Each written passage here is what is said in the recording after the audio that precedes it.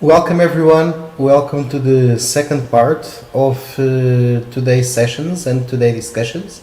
Now, during this afternoon, we will be discussing the future of events, okay, and how and the inevitable future of the events industry, okay.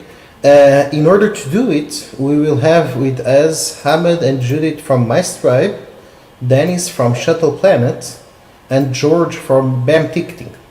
Okay, I think this will be a really nice discussion. It's something that it's really changing the events industry. Actually, we are in one event that have changed on the structure during the last year. Okay, but you know what? In order to start this discussion like we have done previously in the morning sessions, I think that we can start by getting to know you, getting to know your startups. So maybe Hamid or Judith, one of you can introduce us, my Stripe. Hi, Fernando. Hi, everyone. Okay. Yeah. So, MyStrive is basically a software that allows anyone or any organizer to run hybrid events. I have a small presentation that maybe I can go through, Sure, and from there it will be much clearer. Okay, sure, share it with sharing us. my screen. There we go. Okay. So the tourism that we're actually targeting, Fernando, is the business tourism. And I'm sure you know this, but the business tourism industry is valued at a $3.2 trillion annually. And to put that in perspective, the whole airline industry is less than $1 trillion. So you can imagine the amount of business that goes and gets moved through such industry. Um, However, this is also the industry of gathering thousands of people into one location and encouraging them to shake hands and communicate and all of that, which has now become a big challenge, of course, because this is now the recipe of spreading infection. So a lot of people are thinking that virtual events is the solution, something like what we have here. But the reality is all the organizers do prefer to bring people and meet in person because 70% of the human communication is nonverbal communication. And without this chemistry and gut feeling between people, they don't want to do business with each other. And this is actually mainly the main target, let's say, or KPI of event managers, is to bring or generate like quality leads. However, event managers also know that even after the pandemic, there will still be restrictions on how many people they can allow into venues to stop like future diseases from spreading. So this dilemma basically led to something we call the hybrid event revolution. The hybrid event revolution means for some fee, you can attend the event virtually from anywhere, and we will try to make the best experience for you while you are in your place. However, for a premium fee, you will be one of the people I will invite to the venue, so you can come, shake hands with people, have on-spot meetings close to the next action. Basically, be a social. We are social creatures, so experience that and communicate with people and go back home with results. In order for you to do this, and this is the biggest challenge right now that event organizers are facing, they have teams that knows how to run live events, and suddenly they realize that they need teams that knows how to run virtual events or digital events. But in reality, it's not really that hard. All they need is a data processing software or a software that allows them to handle these new formats. They need to know how many people are inside their venues at any given time. So when the new restrictions are there, they know they can report to health authorities that they are meeting the numbers. And depending on the conference, you need to utilize multiple softwares, like what we're doing here, for example, so you can deliver the proper experience for that event. And that means your attendees have to maybe register on multiple platforms, and your database is defragmented, and your reports as well. So this is what MyStripe does. It's a complete set of tools that allows you to run everything on site. And also it allows you to plug in all the softwares that you like, so you can have them all in one place, and the whole process is streamlined. So people can move between softwares and so on without even feeling that they have moved. And then the data stays centralized in one place, and the reports and everything. So, for example, in your next hybrid event, you can know exactly how many people are in each part of your venue, and you can share that information with health authorities or regulatory authorities for your event. You can also plug the different apps that you like for your event, depending if it's a medical conference or if it's a trade fair or. And your attendees probably wouldn't even know that they are moving from one platform to the other because everything happens automatically and the apps talk to one another. That homework is not on the people to do themselves. And the best part is, if anything happens and you need to change the format, new restriction, something, whatever, now since everything is centralized, you click one click and you change the whole format and everything will get automatically computed. Following that strategy, in 2020, when we introduced this, we had 450% increase in the number of events we were running. And in 2021, we have already double of that, and it's June. So all of this was done with 150K in seed funding. And with that money, we generated 1.4 million in revenue. We expanded to 4 physical regions. We have processed almost 1 million people in our events. And we are now running the biggest events, some of the biggest events in the Middle East, especially in Doha and in Dubai and some parts of Europe. And basically what we want to take from here is, now that we know that the hybrid event revolution is going and it's starting, we want to start, ramping up for it and expanding our team so we can meet that high demand that is about to happen. Thank you, Fernando. That's all for me. You are welcome, Hamad. Dennis, can you tell us a little about Shuttle Planet? Yeah, absolutely. Thanks. Let me just open my presentation.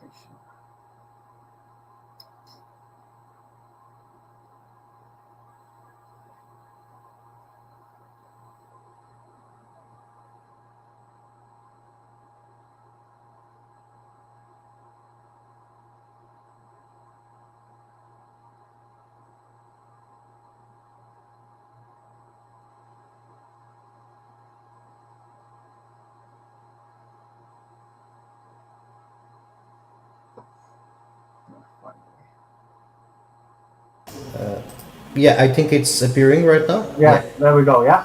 All right. So Shuttle Planet. It's to put it shortly, it's a passenger transportation marketplace. Think Booking.com just for passenger transportation. When talking tourism and travel, I think a very large part of it is actually moving physically. So the novelty of Shuttle Planet is addressing the low supply and demand areas, rural areas, by establishing on-demand shared transportation in advance, scheduled. So it's actually bridging the gap between scheduled transportation, buses, trains, and so on, and on-demand transportation.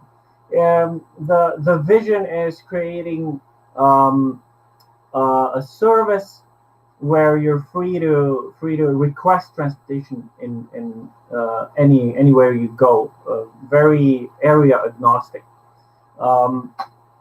So the opportunities and the problems that are, I think, quite apparent, and even when looking at cities, if you read between the lines, the congestion, the overpopulation, and the transportation problems that causes. People like to. It's one of the main reasons people like to be very close to cities, if not actually in them.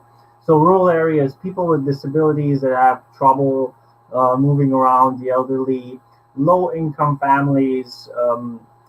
Shared transportation is to share the price, so it goes as low as it possibly can, depending on the people traveling. Veterans and medical on-demand medical services. So what we do is basically, in a marketplace business model, we allow anyone to schedule their own transportation anywhere they want to go. This demand is then aggregated and distributed to small and large transportation companies. So as I mentioned, the competitive advantage is absolutely the demand responsive system used in a marketplace environment. We've processed pre-COVID a couple of €1,000, basically with an MVP. The market is huge, pretty much. Our business model encompasses trains, buses, all ground transportation, passenger ground transportation, really. Market adoption. So we are very active in festivals and events, partnerships with tourist agencies, travel websites, and so on. We take a 12% commission out of every payment for the transportation companies that would be interested in joining us. That's the only expense. The team consists 5 of us, very remote, and we're looking for funding, or seed funding of €500,000, mostly for customer acquisition, marketing, and so on. That's it. Thanks a lot, Dennis. It was really nice to know about Shuttle Planet. George, what can you tell us about BAM ticketing? Hi, thanks for having me. Well, I would like to share also my presentation. Sure. I have to state, well, I'm not the virtual guy, nor the hybrid one. I'm pretty human and a social animal, and I'm a live event guy. But let's start with the quiz. Do you know how many tickets are bought by automated bots? Well, on average, that's 42%, but up to 90%, and that's crazy. But ticketing markets are broken because of many more reasons. Automated bots buying the tickets. And 90% of the tickets are resold by professional traders. PDF tickets can be easily faked, and up to 12% fall victim to such a scam. And all this leads to completely absurd prices in the end. These industry issues are well known by everybody and all over the media. Metallica, Elton John, Adele, Ed Sheeran, you name them, and many more fight these issues actively. Even hard regulations lack real power in this fight, but there is an easy cure for these diseases, and that is BAM ticketing. Using blockchain technology, we make tickets tamper-proof. Bots are detected in real time, and black markets can be completely dried up. On top, organizers can get additional revenue from secondary markets and gain full control over all transactions. This also opens up a completely new possibilities in fan engagement in the end. Also good news for the fans, increased availability by cutting out the middleman, easy and secure resale and transfer of digital tickets, and finally, fair prices. Our digital services also cover all major means of risk mitigation for live events during the pandemic, like contactless ticket sale, contactless ticket transfer, contactless entry, as well as social distance seating, time slot entry, or even contact tracing. We think that the future of live events will be around digital identities, but still keeping the anonymity of us people. And this is where actually blockchain technology kicks in. What we can provide is also a self-sovereign identity with the digital ID, or we could attach a certificate of blacklisted people to an event ticketing platform. And currently, we are working on a digital health pass, so we can scan the ticket along with the green pass certificate to only have one process when letting people into your event. BAM provides the trusted SWIFT network and marketplace for ticketing transactions, a universal wallet for NFT tickets and all common pass types like flight tickets, member cards, or even digital health certificates, as mentioned before. But our services can be integrated in any existing fan application or website as well. Blockchain technology might set off a revolution here in event ticketing, but in future, blockchain technology will cover, due to interoperability with other systems, a lot more in the event industry in the end. As you can see, we came quite far, but we definitely will go further. In 2019, we were founded and accepted by a highly ranked incubation program, and we were granted a public funding.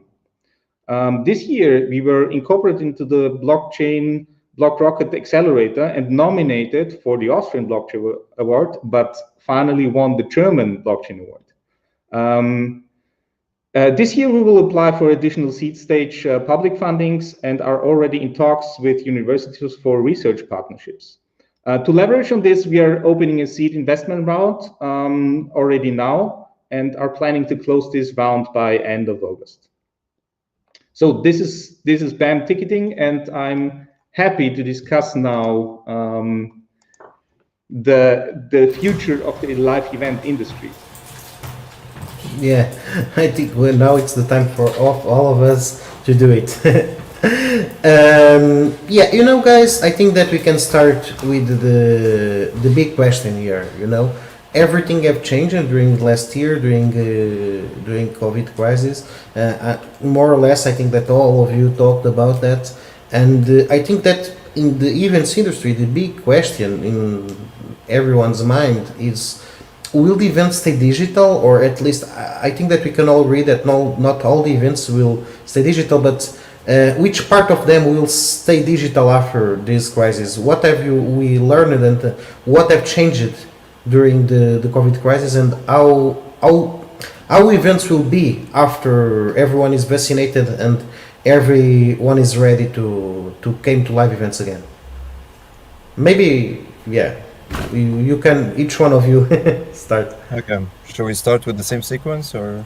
Yeah, we can do it. Yeah, let's do it. So your question is really what keeps us awake at night. Okay, what is gonna happen next for events? And I'm sure it's the same with everyone here.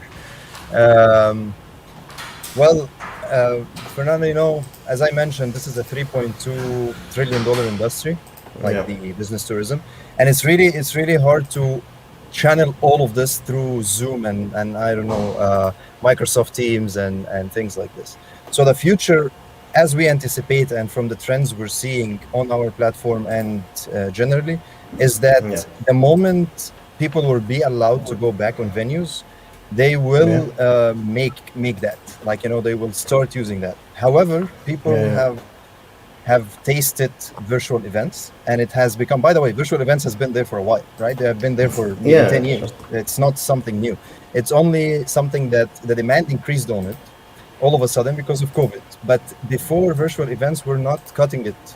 They were not really the thing that was making people, everyone, now there is a virtual event, so I will not attend personally, right? So my anticipation is there will be a surge on live events and in-person events, and it will probably be in the near future something where it will be 90% or 80% attending physically, and then later that percentage will increase, because with virtual events people learned other things that they like. They learned that they can attend multiple events from their same location, and they like that. They learned that they can now have more events, less traveling. They can virtual events also can run for longer days, so the cost is lower, and you can run an event for a week, and that is fine. One great thing about virtual events is that all the content and interactions and everything is recorded and organized, so you don't really exchange a business card with someone and then go back later and write them an email and say, hi, do you remember me? We met during this event. No, everything is still on the same platform and converts better. And so that's what people like in virtual events. And I think day by day, there will be more and more virtual event engagement apps that allows this, like the virtual event concept, to take more of the market share when it comes to events in general. Yeah, I see your point. Do you agree with Hamid, George, and Dennis? Well, I pretty much agree, and I think it's important here to differentiate between what my stripe almost perfectly covers this hybrid event or virtual event industry, which is most suitable for, and I think most of the events will be hybrid events in the future when it comes to conferences and Yeah. meetings where, well, you do presentations and it's more about content.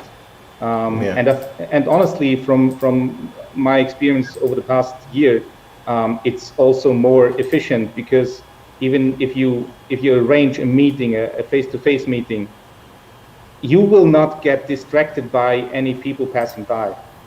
So I Yeah, think sure. for conferences, this is like really that's the kick it needed to become hybrid as fast as possible.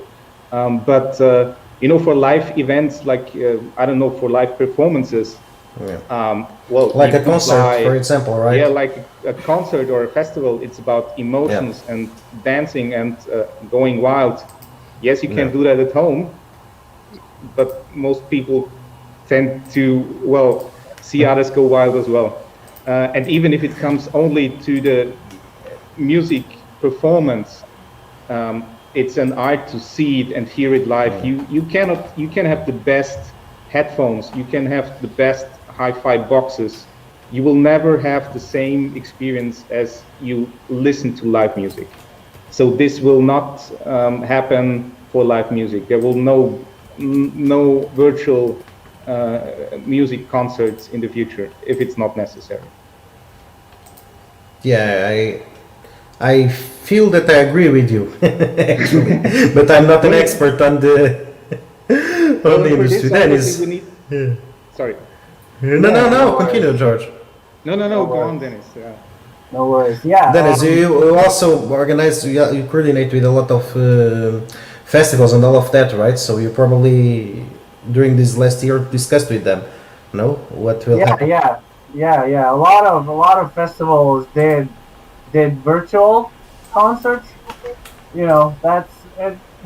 It was an emergency situation that we were in. You know, what else can you do? I mean, Yeah. and then they were selling T-shirts and and mugs with logos and stuff like that. You know, what else are you gonna do? Just somehow to earn something for all the effort still put in before in last year in 220, right? Yeah. So I mean, if we're talking about festivals specifically, like that's like virtual, that's not gonna work.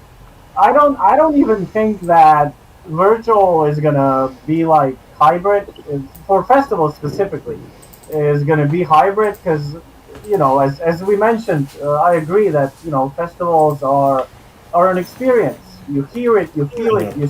you sweat it out, and so on. So, but as far as I think it's going to be very interesting seeing if this is going to Yeah. stick in the future. That's a I don't know. That's a dice roll. I don't know. I think it's a big advantage doing hybrid. So for people that can't attend in person, that they can still participate in some way for conferences, meetings, and stuff like that. Yeah. But I think eventually companies and so on are gonna start realizing again what big advantage it is to be there in person, that you get the Yeah. deal, that you can sign something in person, have that relationship, have that chemistry, that dopamine, that Yeah. serotonin, Sure. and so on. I think I think eventually our biology will prevail, and that we won't be able to stick with just virtual for long. Yeah, that's it. Yeah, no, I think that it's something that at least just full disclosure for the ones that are seeing us, we have been organizing the all Aceler Tech program online. So I've been working with all of the startups for the last few months online with all of them, and I think that we all felt that if this was really in Portugal with all the companies, it would be like a completely different experience. There are some things that you can't do that easy online. But yeah, actually, Judith, do you want to add something? I guess that you probably agree with Ahmed. Yeah. But if you want to have I something, agree with Ahmed, of course. But as you just said, this whole experience that we've had, all the top 20 finalists, I yeah, think it was possible for all 20 of us to attend just because it was virtual, you know? yeah, that's the Maybe good if this part. was not virtual, maybe half of them wouldn't have been able to attend due to restrictions or Yeah. something like that, you know? So it's And like, you still and you have another thing. It's like when it's digital, I think that people are more able to take the risk and to just join without exactly, really because knowing there's the no cost value. involved, you know?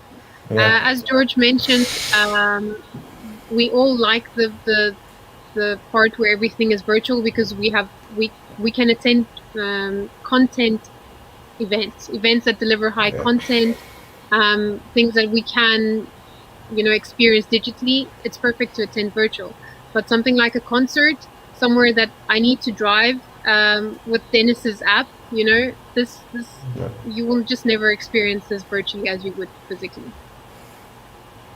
Yeah, sure. I agree with you. Actually, Fernando, guys, sorry. I will just ask you when you are not talking to drop the mic off because Sure. some people are telling us that there is some back sound. So There's a let's do fan, it. yeah, or something. Yeah. Hamid, you was telling us? No, I was just saying basically virtual events used to be a painkiller, and now they're moving into being a vitamin, during events. So it's something that everyone like really needed. And as I said, what I'm expecting is for live events to do this, and then after that, we'll get back a little bit down, and virtual events will start picking up. In few years from now, I believe every event will have a virtual parallel experience to it.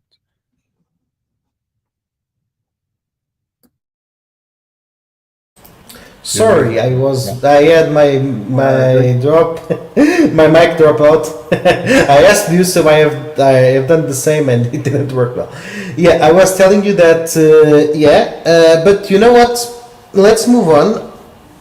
In the sense that, yeah, we all know that digitalization will arrive to the events industry. Okay, it's something that is here.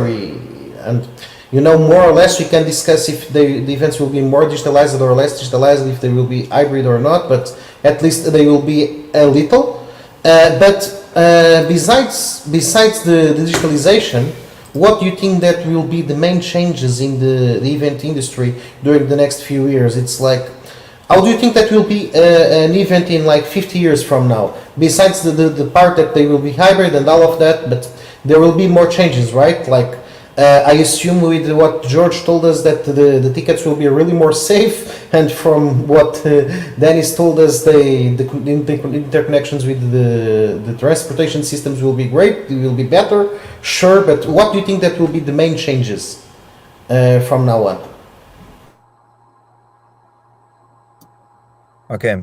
I first of all, I think the content is definitely a big part of it. So during the last year and a half, it was all about the content, and that has progressed a lot.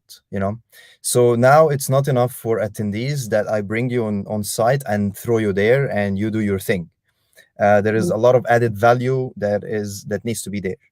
Also, running thing virtual and hybrid.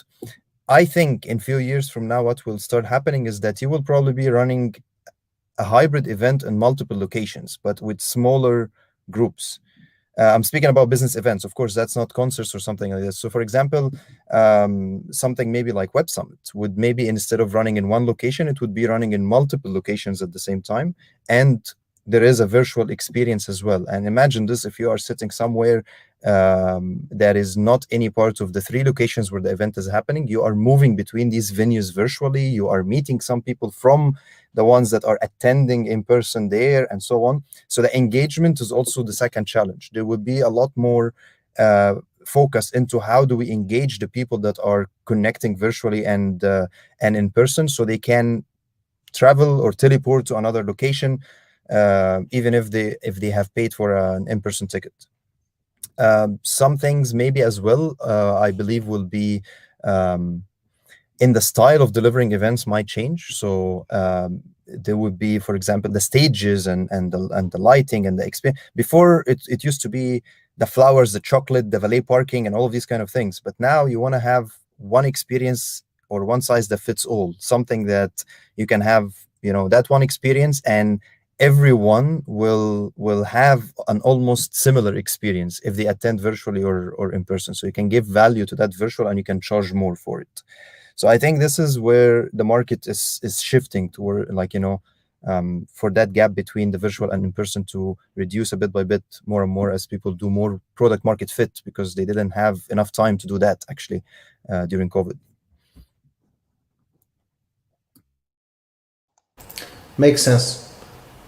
I would What like do you to think? give this Yeah. a more human aspect, not business related, because I think what I stated before, that live events are important. Well, I think they will really pick up, and people will hopefully not only next year but the years after really again enjoy live events more. Not because they realize they will die at some point in time, but they realize they can virtually die. And this means attending a virtual festival, which is not the same. So I think people will start enjoying live events and social interaction even more, because the year showed us that this is important to us. And you, Dennis, what do you think? Well, like what the festivals are gonna look like in the future, like in 30 to 50 years. Yeah, not necessarily the festivals, all the events, like what All are the the events. main... Well, I mean, I think festivals and conferences are quite different. It's a very different goal of the whole thing. Very different experience. Um, well, I think conferences are gonna, there's gonna be a lot of virtual. I think a lot of those high tech screens that you see in movies. I think fancy gadgets like that. I think a lot of people are gonna dig that. Um, but like on the other spectrum, festivals, I don't know. It's a hard question. I think like in Asia, you got like hologram concerts. Maybe something like that is going to catch up in the West as well. Even before COVID, ABBA, the group from the 70s, already announced that they was coming back as an holograms, coordinated by the original band. But they have like 80s now, so they are launching holograms to make a concert coordinated by them. It's like this is happening, and this happened. They announced that before COVID, and they just postponed because of COVID. But it's something that is there. Yeah, exactly. Maybe we'll have the like really old groups that can't really move and make a show anymore. We'll have them in a hologram. Really vibrant and having a party. Yeah. I don't know. I think it's going to be easier getting to the venue, and I don't know. I'm not going to talk about price. God knows what the inflation is going to do and all that stuff. But yeah, I mean, I think that's a very tough question. I mean, I don't think we can change our biology much. We're still going to be very social, and we're still going to love to have a good time. It's just technology, how it's going to look like. I don't see other ways than virtual holograms and stuff like that. Maybe experiences more visual, like I don't know, Rammstein is like, I don't know if anyone's ever been on a concert with them. That's like hell of a show, a lot of stuff. But yeah, I think that's it. Yeah. And tell me something. Now, in different way to see things, how do you think that these changes, like the virtualization of events, the new things that will happen, the coordination with the transports, the now safer tickets, all of that, how do you think that it will impact the companies that are already working in this industry? Because I don't know I don't have data about the international industry, but at least in Portugal we have like a lot of small companies that works in the events industry, and they are just family owned companies. They know their business, they know how to do it, but they're not always so easy to show them how they can use technology on their advantage. How do you think that this will impact all these changes will impact the companies that are already working in the events industry, because it's a concern with all technologies, right? Yes, of course. You know, it's for sure a massive struggle for these small businesses and so on. And I honestly think what made us unique here was this. Actually, there are many before COVID. There were many uh, software companies that know that in the event industry there is like big demand and we can make money here. And then on the other hand, you have a lot of events companies that developed maybe a small software for themselves, and then it worked for them, and they started like expanding it. The first party does not know what really happens on site and how do people interact and all of these kind of things. You know, they're trying to anticipate it, and the other side does not know what is the best technology to utilize. And this is exactly now what's happening as well. They're stuck in between. You know, some of them decided to go and try different tools and see how they can move things virtual, and some of them they said, okay, we'll shut down everything and wait until things get back in person. But there were many opportunities that these companies could use, and some of them, for example, is turning your venue into a virtual event studio, for example. You know, and then you can run things from there for both. And other opportunities. I think these are the things that will start surfacing soon. And for these companies, they will probably you will start seeing more and more of these ideas in the near future. However, I think it's good time for them. What is coming up is probably going to be a good time for them, because it's the time of recovery. We know that because during COVID, our events were basically maybe 2 events per day, 1 event per day. But then now we know that in September we have like 5 events in 4 or 5 different countries. You know, and we have to handle all of them, and with a small team that used to run virtual events. So I think this is where the market will shift for these companies. Sure, makes sense. Yeah, I don't know. What? Can I add something there? I Sure, think that sure. this whole situation gave a lot of the smaller companies, that kind of forced them to look at technology, to look at solutions that they can start using. You know, people that were doing things manually now figured out that, listen, manually is not going to cut it anymore, because we cannot manually run a virtual event. You know, we need some technology to help us to do this. And I think it forced a lot of people to start looking into how can we go digital, how can we utilize underutilized technologies to start doing what we should have been doing 5 years ago, you know? So I think it also gave a lot of the underdogs the opportunity to kind of get in there and start running things the way that bigger companies have been running it, because there's Sure. so many solutions available now at any price range. And I think really now everyone should be, if you really use this opportunity to grow, a lot of companies could have grown really well during this period. Yeah. You know? I want to add something small here, Fernando.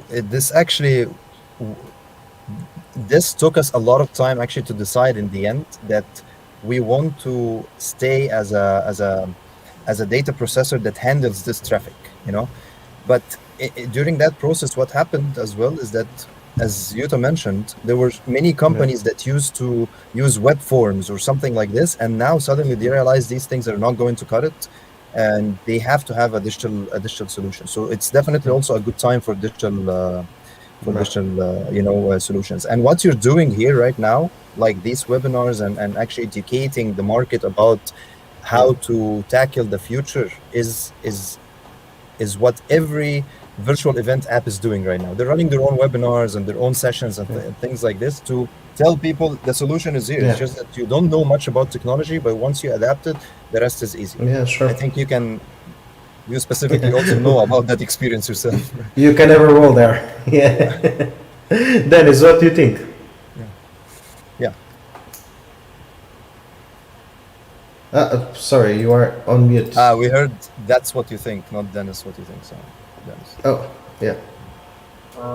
Yeah, I very much agree that like after every crisis is a period of high growth. Yeah, sure. So that's which is good. that's good for small and big companies. A lot of opportunities. I think like it's overall not just specific to tourism or anything. Overall, I think the accessibility of partnerships and doing business overall, I think the accessibility is increasing tremendously because of technology, which makes it much easier for smaller companies to compete.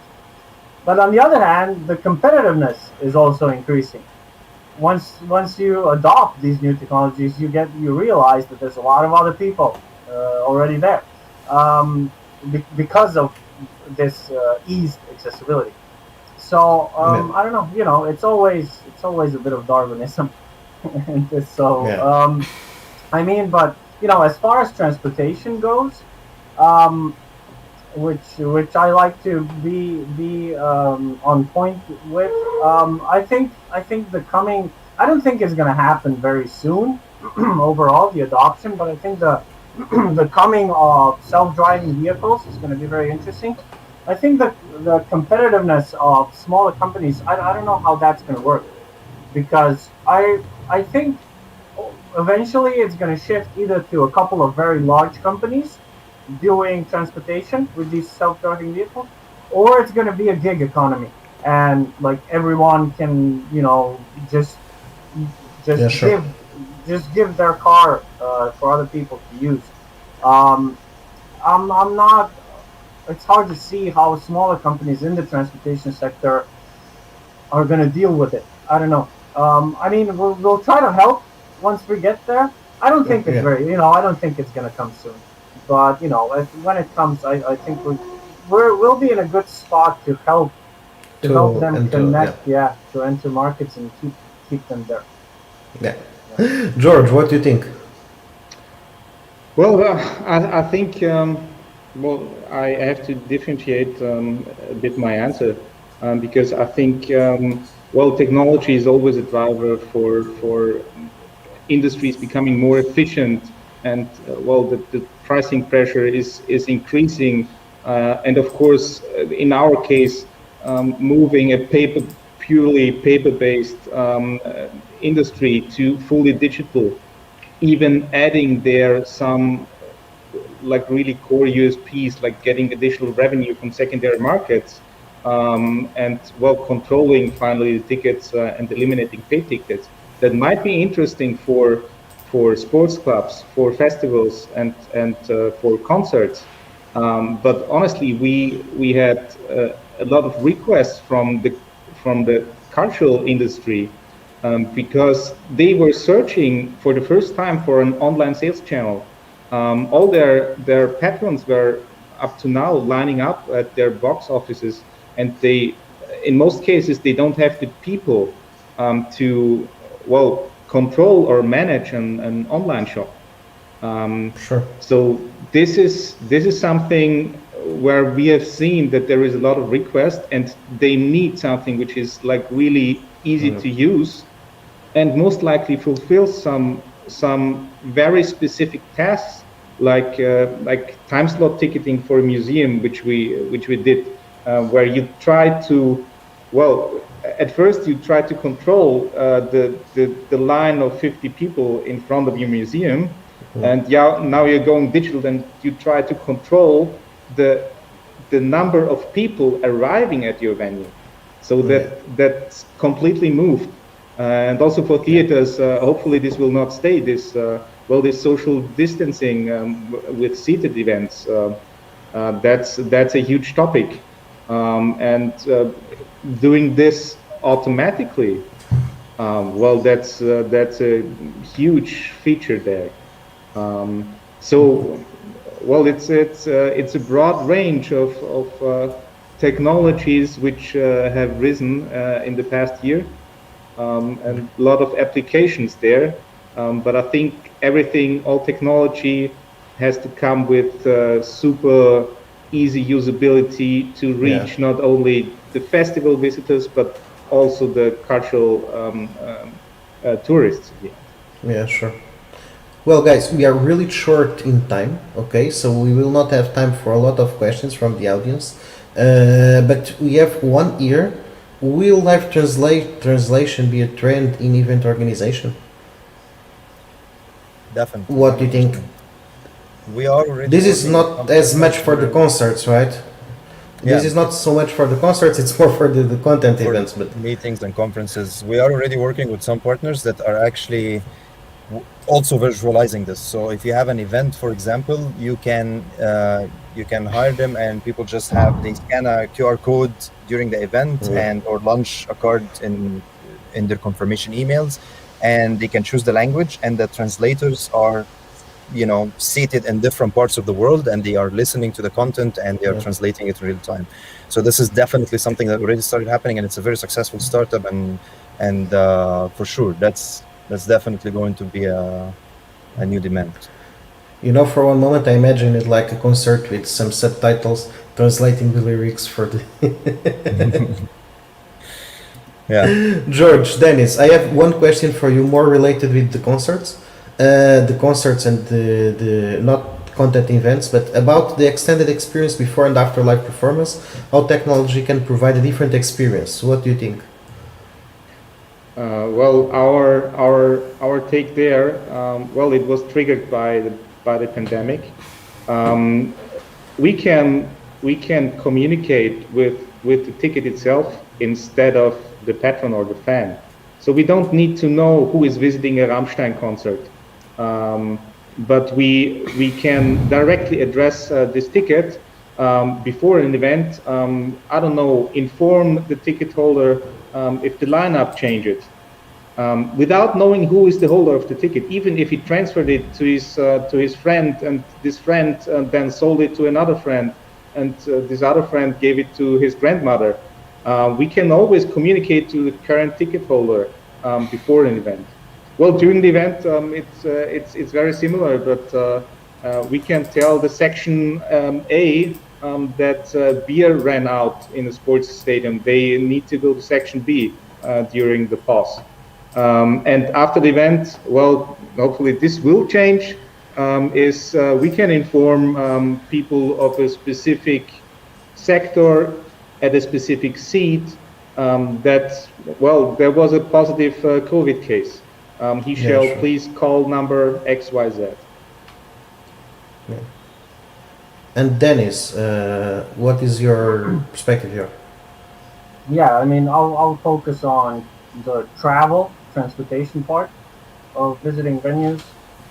Well, what we're working on basically is for people to not have to look for transportation anymore, but the other way around.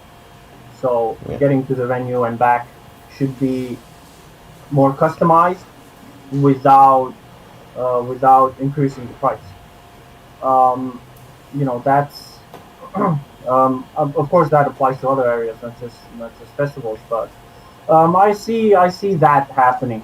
I mean, that's what we're doing already. So hopefully scaled up and make it a lot easier, much more customizable to the individual. Yeah. Okay, guys, it was really great to have you here. Actually, we are out of time. I don't know if you have any final. Not really. I just points? wanted to say that we will be on our table. I would say that. What I wanted to say is right now, because we are events people and we know that the way out is to help one another. So any event organizer that is stuck trying to do in-person or virtual events, we will be on our table, and if that is a Portuguese event organizer, we will support them with giving them a 3 months pro accounts that allows them to do everything. We will support them with everything we can until we're all back on our feet. That's a good offer. Okay, guys, it was really great to have you here. As Hamid said, the discussion can continue on the networking area of the virtual fair, the lounge area. So, if you want to continue this discussion, you can go to the lounge area, networking area of the virtual fair. You can join the tables of our speakers, and you can discuss like face to face with them these questions because they will be there. It's one of the advantages of the virtual events. If you prefer to keep watching the sessions and you can send them an email later. All the contact informations are also on the virtual fair on the virtual stands. Okay, so just take a minute to go there and check. And thanks again, guys. This was a really great discussion. And for everyone that is listening to us, we will come back in 5 minutes. Okay, we are with a little late on all the schedule, but we will come back in 5 minutes for our next talk that will be about how to provide a better experience to the travelers. Okay, so see you soon. See you in 5 minutes. So thanks again, guys. It was great. Thank you so much. See you soon.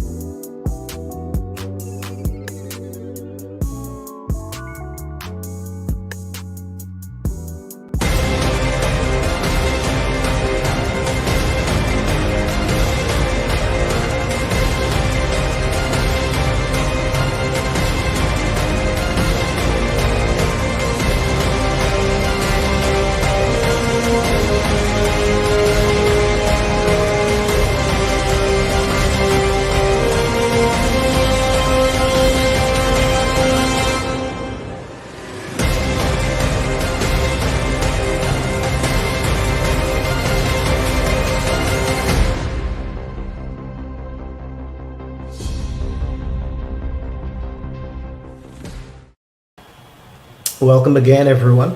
It was a pleasure. It's a pleasure to be here with you again.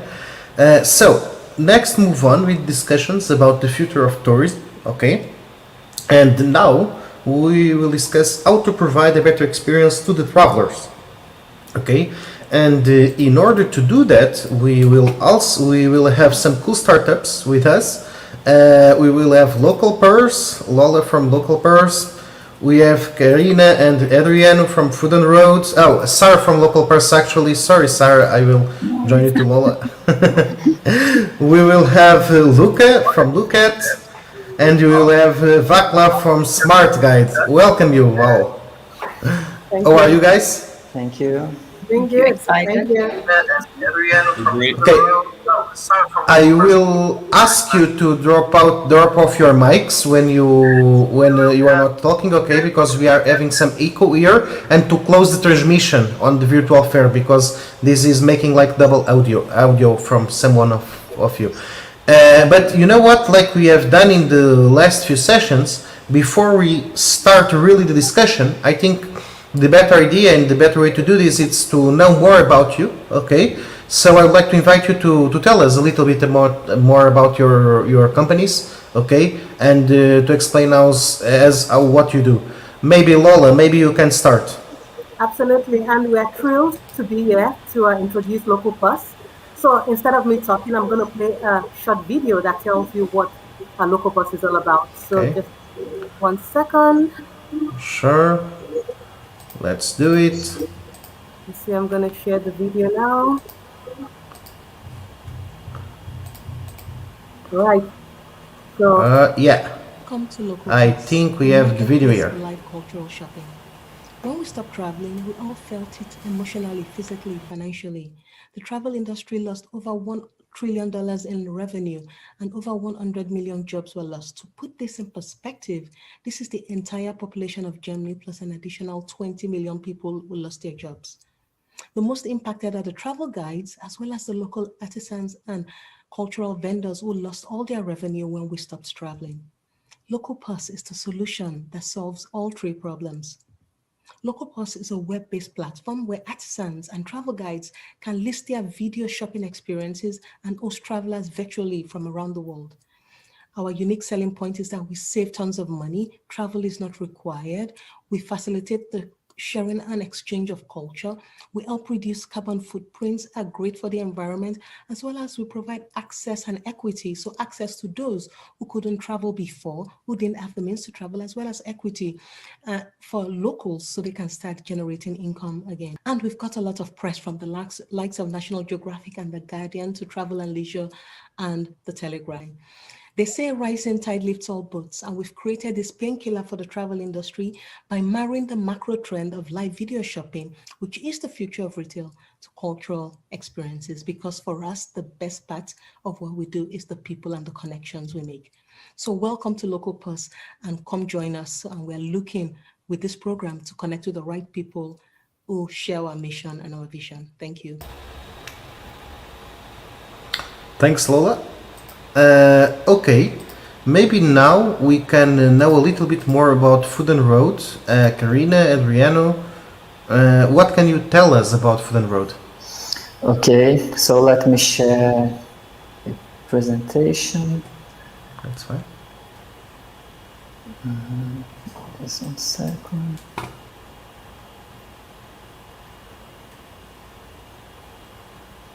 Yeah, I'm receiving Okay, it. you see, okay. Yeah. So let's talk about food now.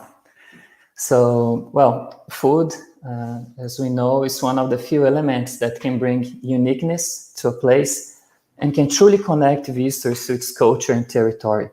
So food tourism is a $1 trillion segment and will continue to grow as people ask for more authentic experiences. And talking about Portugal, I truly believe that Portugal already takes and can take even more advantage of that.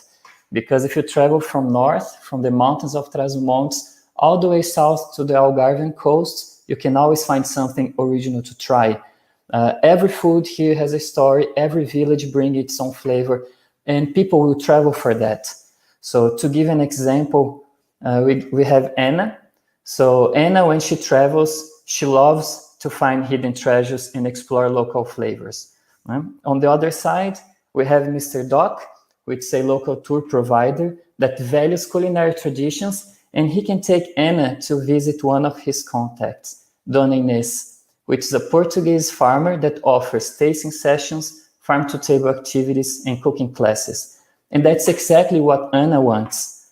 But now the question is how easy it is for them to find each other. We know it's not that easy, because when Anna, the traveler, Googles it, the information is usually superficial and the offers are very fragmented. So that's why we created Food and Road, which is a one-stop shop platform for food travel.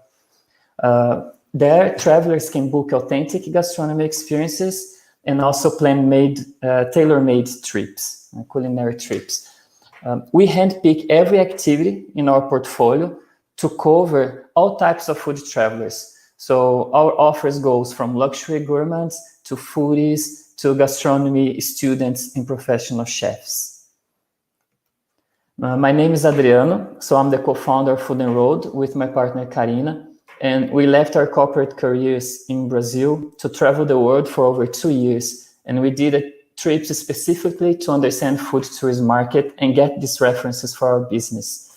And we really believe that food is a perfect tool to connect people with the territory, with different cultures, and we want to bring that interest back into gastronomic culture and deliver these connections. So we are now in Portugal looking for partners. And if there's anyone watching and think we can work together, I invite you to talk with us, because gastronomy can really boost tourism in all regions of Portugal and at the same time. So we can do it together. Okay. Thank you. Thanks, Adriano. Okay, maybe now we can know a little bit more about Luca. Luca, can you tell us about... Thank you, Fernando. Let me just share my screen. You're welcome. Let's do it.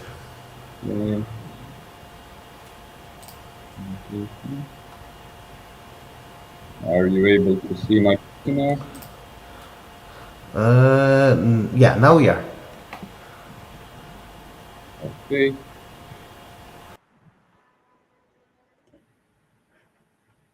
Where is it? Just a second. I have some trouble with it. On our side, we are watching your screen and it's moving. Yeah. So every day, tourists take 1 billion selfies. Dozens of them die every year trying to make a perfect shot. Photos are single most important souvenir, and the local commune makes zero money out of it. And imagine you are this couple in front of the Eiffel Tower and you want a photo together in front of it. So which are your options? You can ask a passerby to take the photo for you and have a good luck with that, or take a selfie and have an ugly photo. And this is exactly why my wife and I don't have a single decent photo together from our honeymoon. It's all photos of me or her. But what if I told you you can have your perfect photo when you travel anytime you want, and you don't need to struggle to get it? It's my greatest pleasure to present you look at the world's first selfie sculpture to create memories. It has an artistic, autonomous, and it looks fantastic. So how does it work? Tourists connect to look at sculpture over Wi-Fi, as you can see here on this screen left. They can see a live preview. They can add AR over photo of them and send it to their mobile phone. How cool is that? Did I mention also we have a couple of housing versions suitable for all areas, even indoors. So besides AR overlays, tourists can also learn about the attraction through our app and can make a personalized souvenir and send it to wherever in the world. And this is why we exist, with a mission to make tourists live the moment again. We capture those moments for them and make them never to forget. It is why I'm so happy that in less than 6 months after installing several sculptures in Croatia, more than 55,000 photos were made through our sculptures so far. We then raised 300K from angel investors and EU fund and invested all in R&D to improve our product even more. And boy, made our sculptures super smart. We then built a platform and connected all the sculptures to it. We can now make game for tourists, track and analyze data for municipalities. We can do so many cool things for cities. And on top of it all, Luca sculptures bring money, both to us and to the local commune, because we split the profit with them. Our go-to-market strategy is through distributors in every region. So far, we've signed contracts with Germany, Austria, France, Dubai, and we have a pre-contract for placing our sculptures at Qatar FIFA World Cup 2022. Our amazing team covers all the areas. We founded startups before and we had exits. Once more, my name is Luca. I'm founder and CEO of Luca. And thank you for this amazing opportunity for giving us to bring our solution to Portugal. Thank you. You are welcome, Luca. You are welcome. Thanks again. So maybe Vaclav, now you can tell us about a little bit more about Smart Guide. All right. Can you hear me well? Sure, we can. Great. So let me just pick the right screen.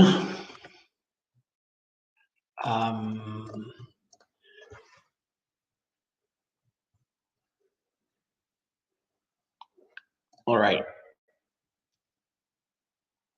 So hopefully it's loaded already. So can you see it well? No, yeah, it's fine. Perfect. So Smart Guide is building a leading digital guide marketplace on the mission to turn tourists into explorers.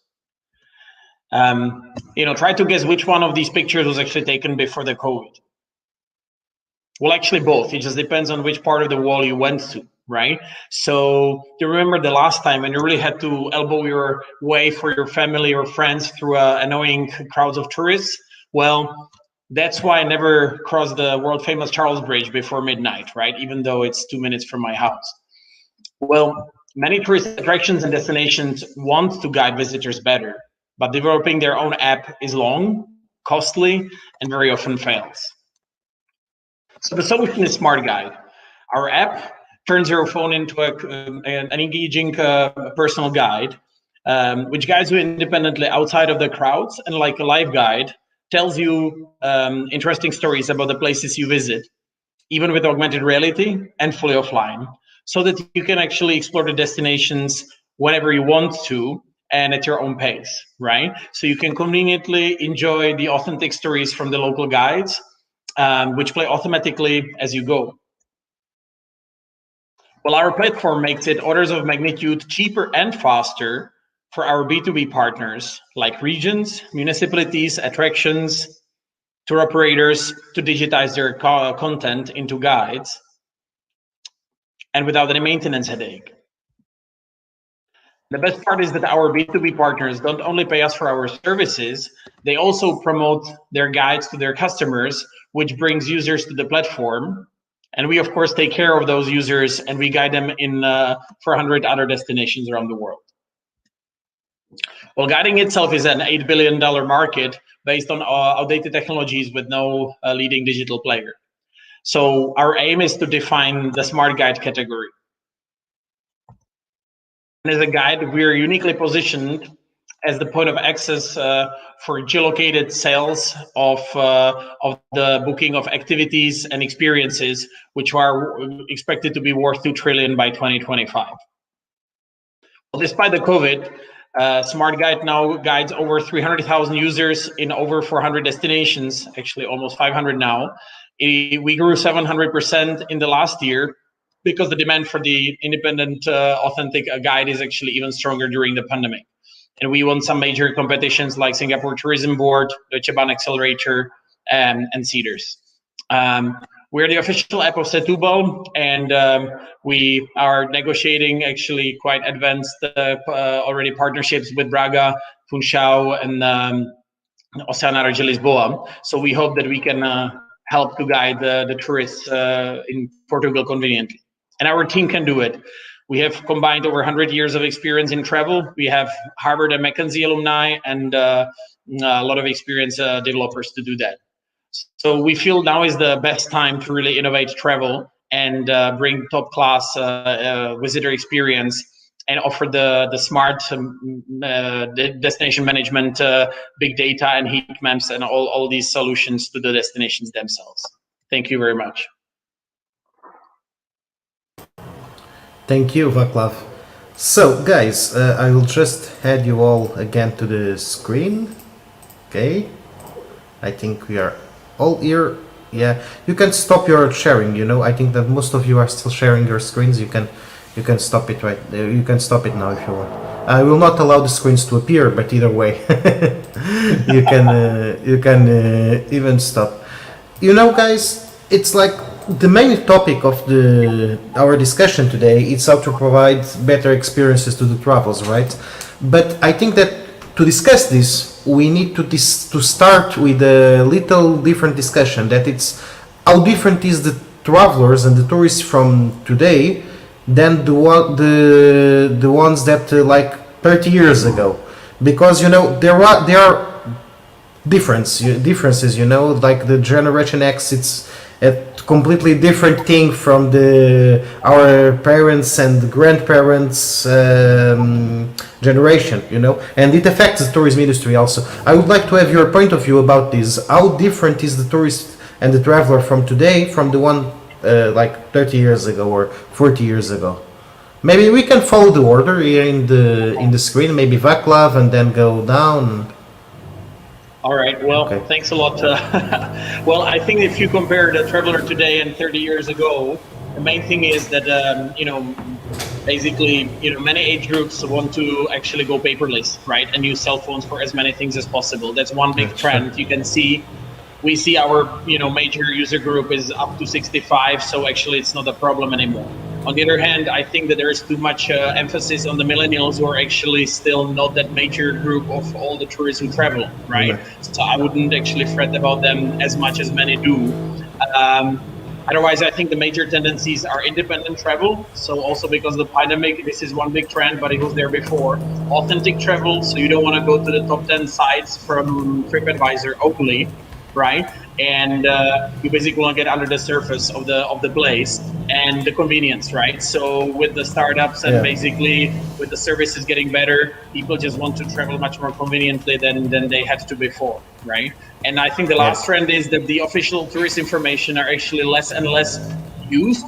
People don't go to the tourist information offices. People feel they can Google everything, even though very often the quality is very inferior, and it's very hard to even find the official apps or even websites.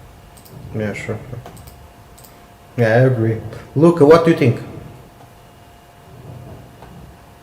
about the difference between the tourist and the...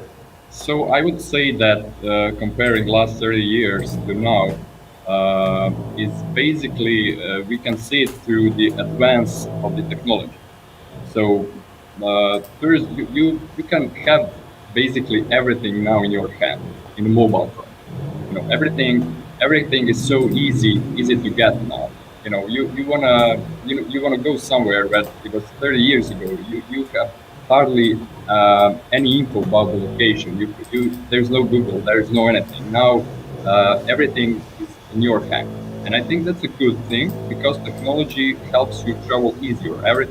People now live faster. They want to have it all like they want to be careless when they travel. They want to have it all easy.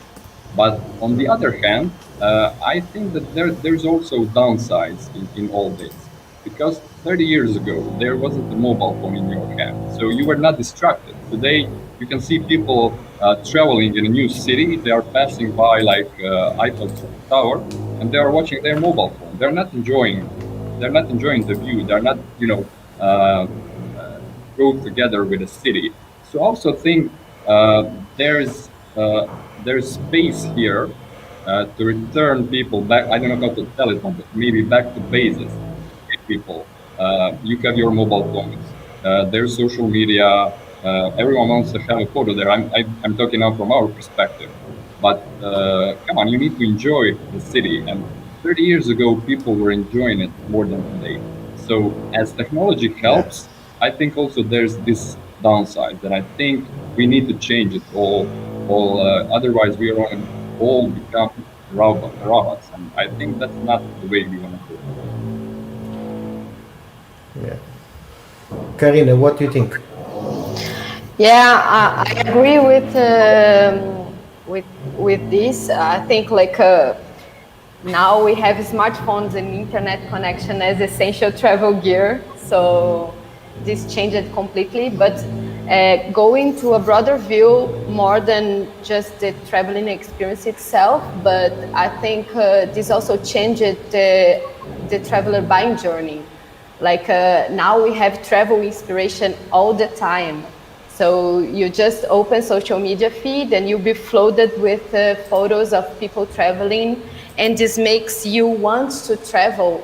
This makes you want to experience that. You don't want to miss out, and this is good because makes increase the travel market, but also creates a lot of expectation about the trip. So the destinations and the places and everything needs to attend these expectations.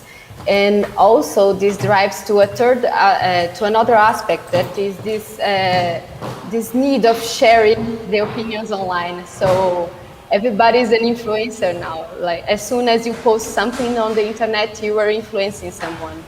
So I think destinations and the tourism sector needs to pay attention with that, and to really increase the quality of the services and everything. Yeah. Adrian, do you agree with Karina? Yeah, I agree. I think just to complement also, I don't want to take a lot of time because we're the same company, but just to complement, I also think that it gives more confidence to people to explore other places outside of that touristic famous route, because before you needed to go to an agency, and usually it was the same kind of traveling, places with well-structured or already known by tourists. And now you're really free. You just search for it, or people are more confident. They feel safer in exploring new territories. And I think this is one good side also about the technology. Yeah, sure. Lola, Sarah, what do you think? I think all well said, and then I would like to just say that then there is three perspectives. One is that, okay, accessibility. Nowadays we do everything with the phone. So all the industries that they adapt themselves when it comes to the digitalization, and then we have to really see how we can really enhance this capability when it comes to the tourism industry. Before we have to go to the banks, now we don't need to go to the banks. We do all our financial needs via the phone or other stuff. So then now when it comes to our travel industry, is that how much we really fulfill the need of the people actually to get this accessibility via the phone.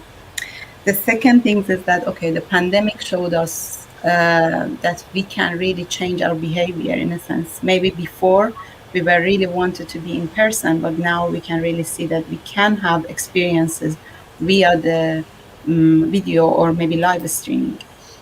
So this is the second trend when it comes to the behavior. And the third, I think that we were heard about that the local experiences, that it comes that we don't want to really travel to just go to something really touristic. We want to do local experiences when we want to. Instead of hotel, we want to live with the local. We want to go to the places local that they go to eat, and then we want to really experience stuff with the locals. So consequently, I think that these trends, that really shows that we need to really fulfill the people needs when it comes to the industry of the tourism, and that is the reason I think that local it fulfill actually these three trends in a sense of that. But we can talk more about that. Yeah, that's my perspective. Lola, do you have any other? No, I mean, I agree with everything you said, and everybody has touched on, different aspects as well. I think the one thing I do want to add is, in the past, travel was seen as this luxury opportunity for an exclusive few. Over the years, travel has become more accessible, cheaper, more affordable, but we all have an opportunity now to make travel just an everyday lifestyle through virtual experiences, and that's what this kind of change is going to bring. It's not going to be waiting one time a year to travel. It's now I can travel every day virtually, and it becomes a lifestyle. Yeah.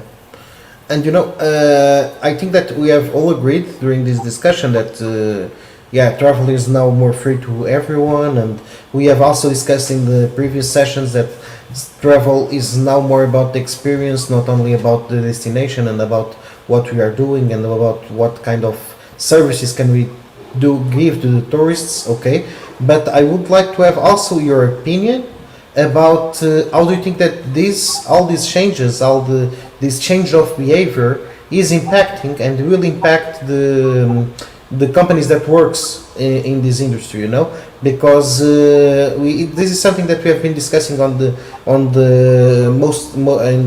past sessions, because it's something really important. I think the tourism industry is changing so fast right now that the smaller companies, maybe they are not able to keep track of that, and to adapt themselves, the smaller ones, the smaller companies. What do you think about that? How can the small players adapt, and how will these changes impact the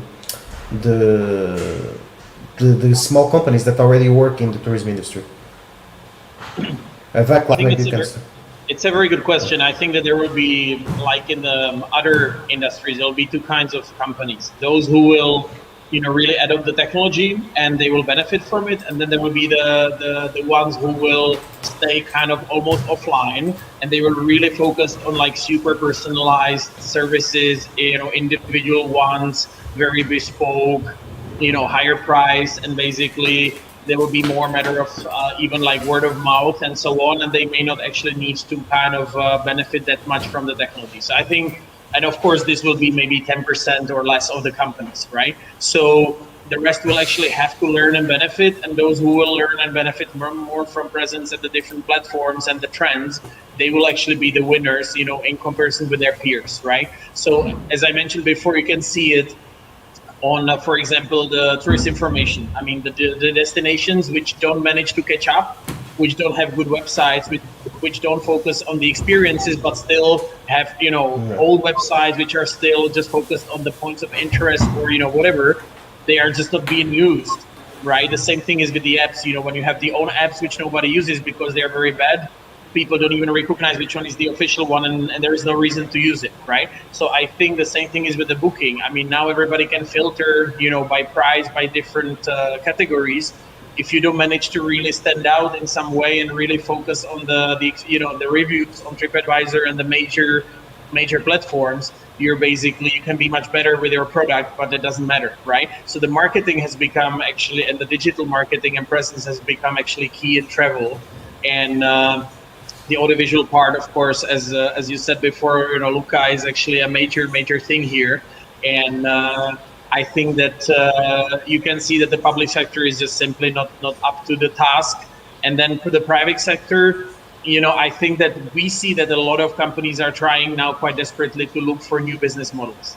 Because, for example, the guiding in the big groups, the buses full of people following the umbrella in the guiding, and similarly, of course, this impacts other parts of the travel industry. That's something of a past. People, I think, will do it now a little bit differently, and we see that it's an earthquake. That those, like for example, tour operators who never spoke to us before, or hop on buses, they're now looking for new, more innovative digital ways how to actually do things, right? So I really hope that this all will lead to even again a little bit more individual travel, and again that we will get to more sustainable travel as well. So the prices, I think, will get quite low soon as well, but it would be great to really actually stress more the sustainability there.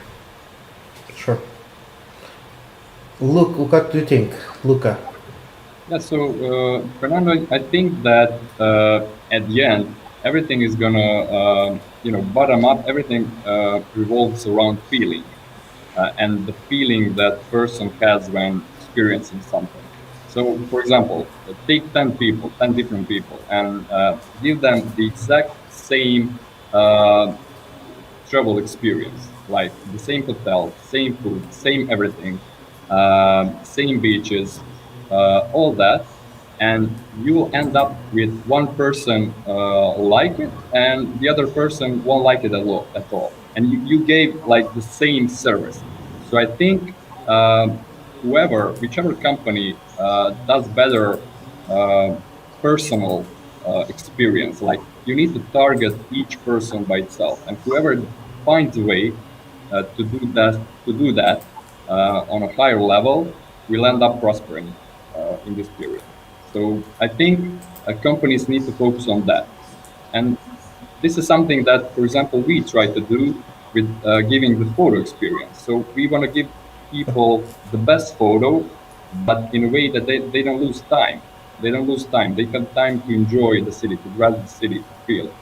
And I think everything is going to evolve around that feeling. That's my opinion. That's how I feel. Yeah. Karina and Adrian, what is your point of view about this? Well, I think like the core value of the tourism and hospitality is to tell stories. To be a great host, you need to share who you are with visitors, meaning your landscape, your culture, your history, your food, and this will never change.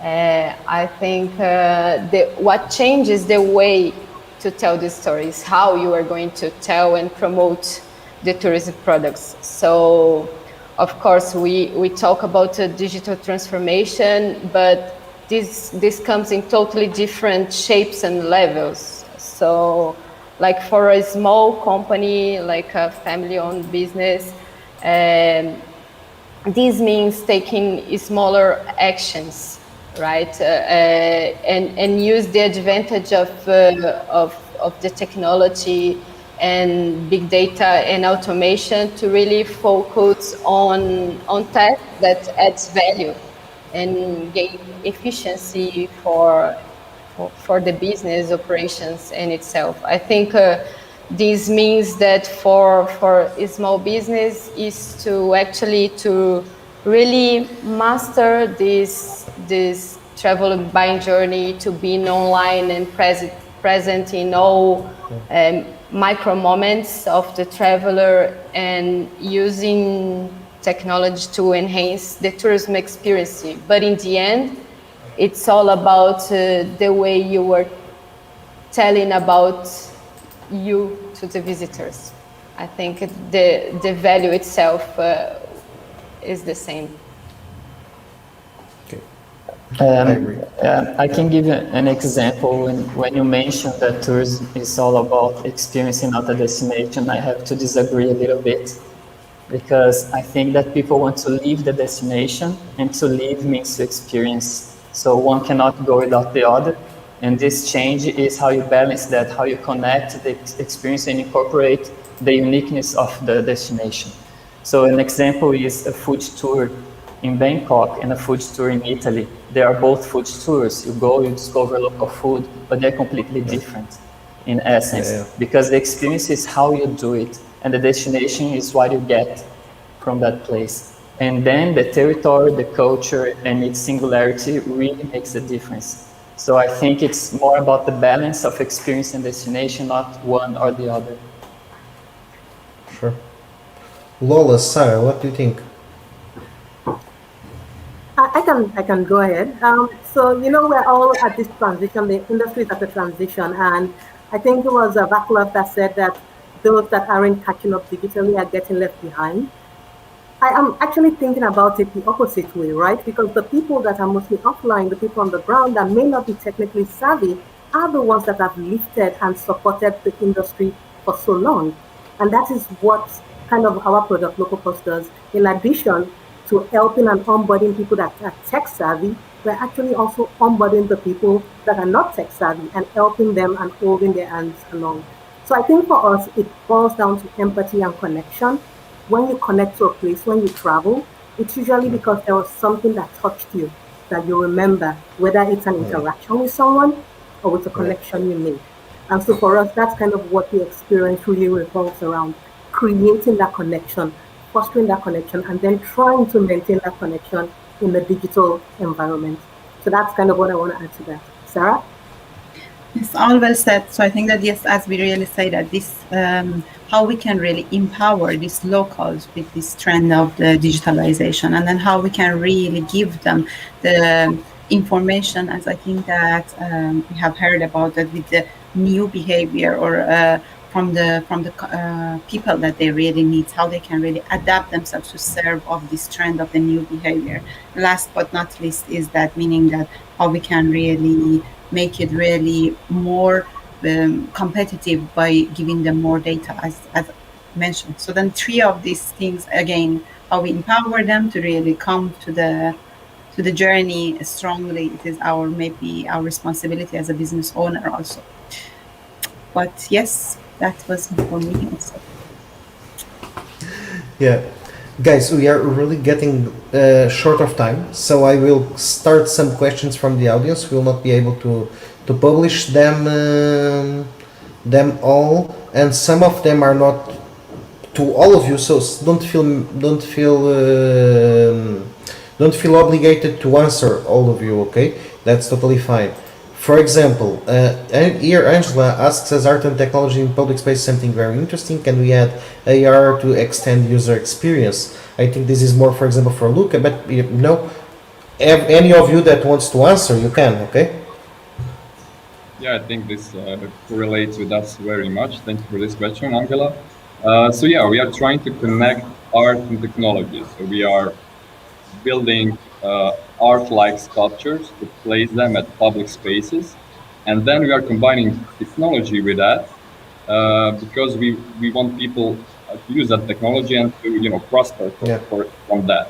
And of course, we are already adding AR to that. So for example, you can take a photo with our sculpture in front of the football stadium, if it's installed in front of the football stadium, and you can, for example, add Cristiano Ronaldo standing next to you in augmented reality, or any other player for Portuguese or any other football team. So I think it can extend the user experience, and not only in sports figures. So for example, we can educate people through augmented reality. For example, you are taking photos in front of some ancient castle, and then you take a photo with a prince or a king that was living there like years ago, and you read a little story about that person, and then the country is presenting its heritage, and users are enjoying the augmented reality.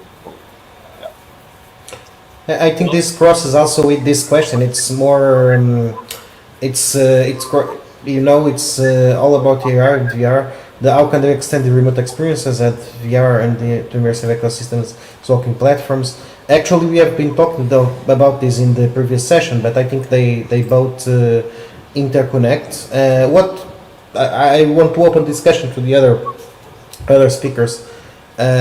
Maybe Lola and Sarah, I guess that you probably also have something to add here. Actually, all of you, it's free. That's correct. And just going back to Angela's question about art and technology. So we are not using augmented reality. We're actually using the live person, right? But we're doing the shopping dynamically on the fly.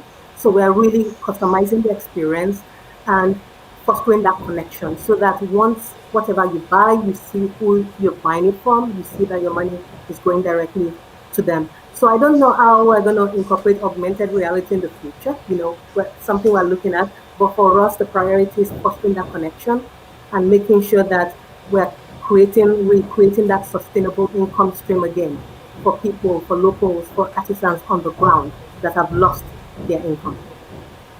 Yeah. So if I can just add, we have had actually the AR navigation for about 2 years in the different destinations, as a part of the walking tours. And, everybody asks about the AR. So to be honest, I have quite a clear opinion. I think the virtual reality remote experience is not really an experience. It can be a teaser, so that you motivate someone to come. It's a different mode. Instead of video, you can have something which is based on VR.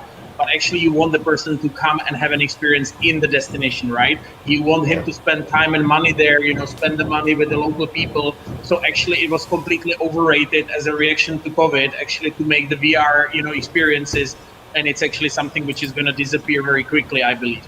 Second thing is people are not going to walk 2 hours, with their phone in front of them. So, for the walking tours, until you will have actually really well capable glasses in terms of the hardware performance as well as the battery performance, this is actually nonsense. So that's going to take another 3 years at least, probably more like 5 before. So we are getting ready for this, but until then it's actually also, it's draining a lot of battery and it's a utopia. What Angela actually asks is actually much more interesting, because you can have a reason why you turn on AR at certain spot where you really have a combination of the public space with something which is virtual, which is an art, which is AR, and which actually enhances the experience some way, right? And this makes sense. So that's what we do, that we prompt the people, hey, here, point the app somewhere and you will see something cool. And this is probably at this moment the only thing which makes sense. The big problem is that actually usually costs a lot of money to make the AR models. So it will be getting cheaper now with the more kind of self-building technologies or platforms for the AR. But unfortunately, still building the custom 3D models is actually extremely expensive. So these dreams of destinations to show how the place, the attraction looked 500 years ago, it's usually tens of thousands of euros, and that's something they don't have really money for in the end of the day. And even if they put it in the app, people really don't use it much because they cannot promote it well. So I would say there is an opportunity, but it's actually still a little bit early for this. Yeah, makes sense. Adriano, do you want to add something? Maybe Karina? No, Well, I don't have. I kind of agree. I think there is opportunity for all types of tours and technologies. For example, in our case, we are talking about food. So how can you use augmented reality for food? So you were talking about a connection, something that you need to sense and to. It's well, difficult, but we have discussed it before with the 3D printing machines. Yeah. That's it. But you can use like to show maybe traditions around food. You could use augmented reality for that. So I think there is space for everything. But I agree with Vaclav. I think you can't generalize and use this in every case. Okay. Adriano, you want to add something? No, I think it was all said already. Yeah. Okay. Yeah, we have a lot of questions. Actually, Fabio here is asking us the difference between the Vaclav project, Smart Guide project, and the Google Glasses. Actually, Fabio, if you don't mind, please join the networking area of our event in the Vaclav table after the session, and I'm pretty sure that Vaclav will be glad to clarify that for you. Actually, we have here another question that it's interesting for us for all discuss. What functionalities should be improved so we can have a truly all-in-one experience app platform in the tourism industry? What do you think, guys? This is a different question, actually. Well, for us, what we're trying to do, as Karina mentioned before, is to be present in the entire buying journey of the user. So they usually start looking for inspirational content. They look for photos, they read about it, and then starts moving to planning. And then there's a decision to make to let me book this or that. And we try to be present from the inspiration to the booking of experience and post-sales. I think this is something that really need to digitalize also the sector and the players, but as you are present in this entire journey of the customer, I think the user experience improves a lot. So I think for us, it's something that we're trying to work on, is to really be present since inspiration to after the sales experience, get feedback to continue improve also.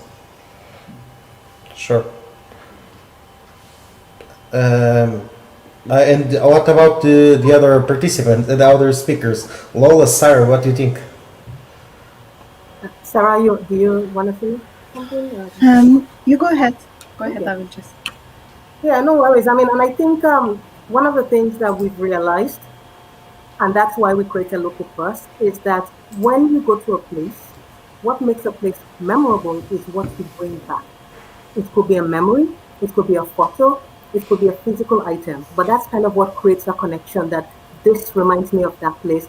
And that's actually what we've done. We've gone one level from just virtual experiences to add on the e-commerce part, the dynamic e-commerce. And just the last few months with the traction we've seen, it gives back 6 times the value of booking an experience. 6 times that value goes back to the economy. We have that stats.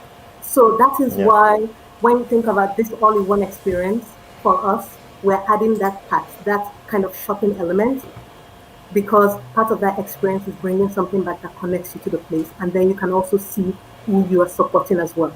So that's what we've been kind of doing and creating at Localpost. Yeah, makes sense. Luca, what do you think?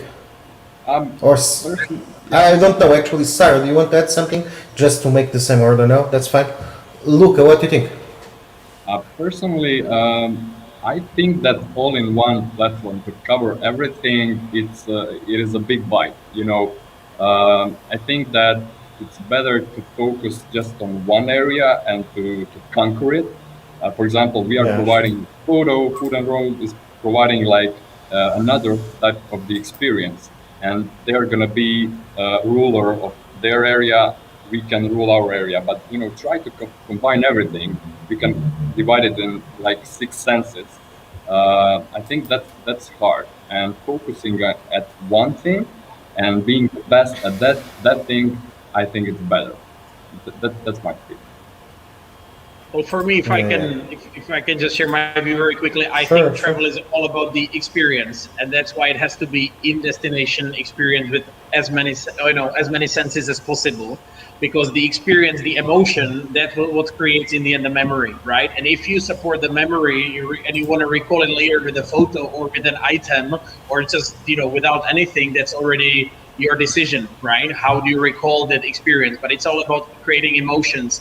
And that's why I think that the whole virtual vibe is actually nonsense, right? So you want to go there, you want to, taste the food, you want to actually see the things, you want to meet the people, you want to smell the place.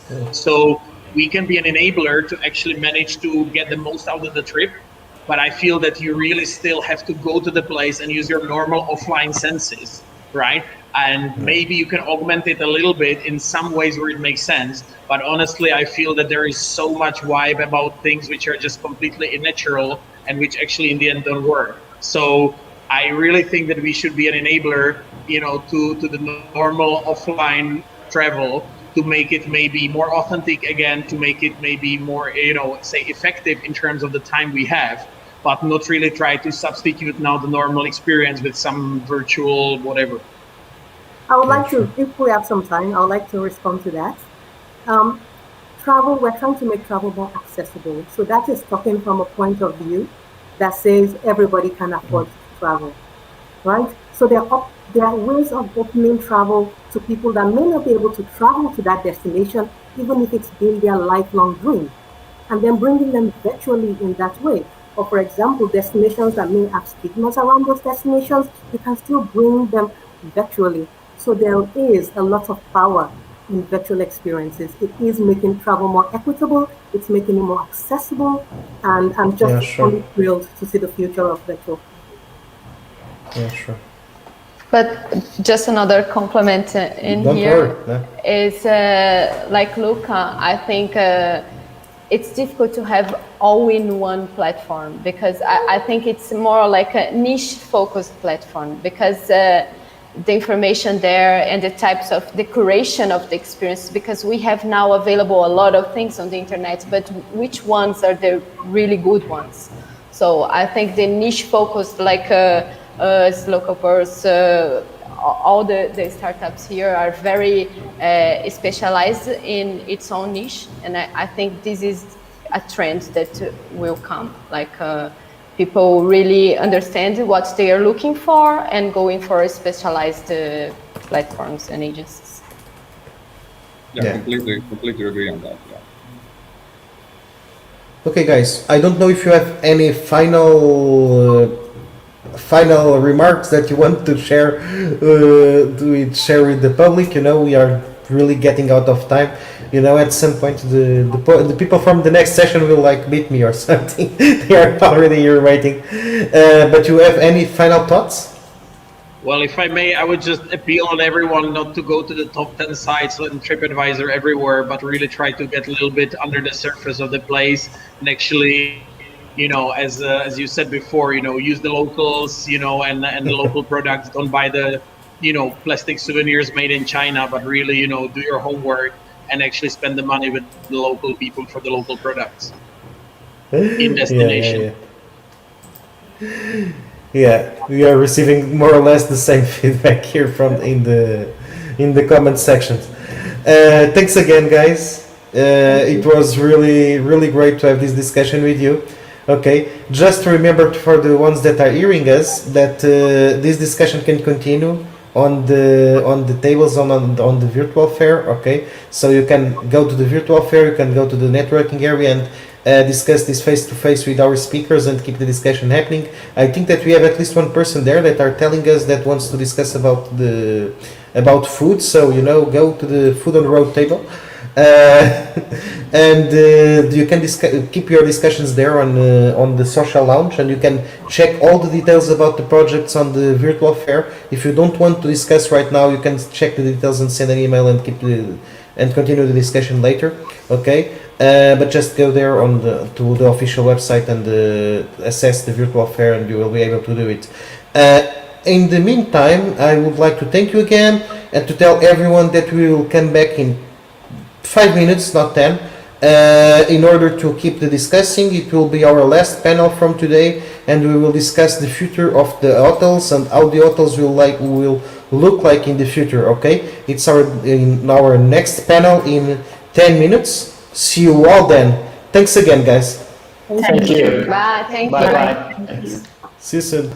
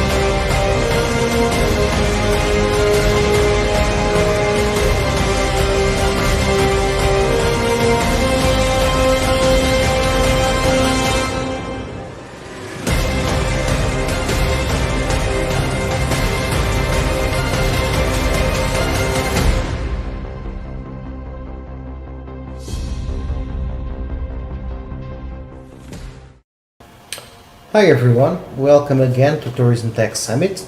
We will now have our last session of today, okay? And we will discuss the future of hotels and how hotels will look like in the future.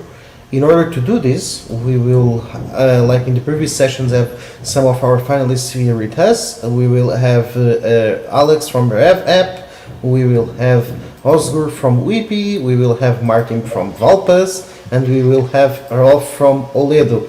Welcome, guys. Welcome, everyone. How are you? Hello, good afternoon. Thanks for being here and to be able to discuss this with us. I think that for the first part of the session we will do in the previous ones, and we will start with by getting to know your projects a bit. Okay, so maybe Alex, can you tell us more about RevApp? Absolutely. Shall I share my screen or? Yeah, you can share your screen. Perfect. Yeah, just give me a second.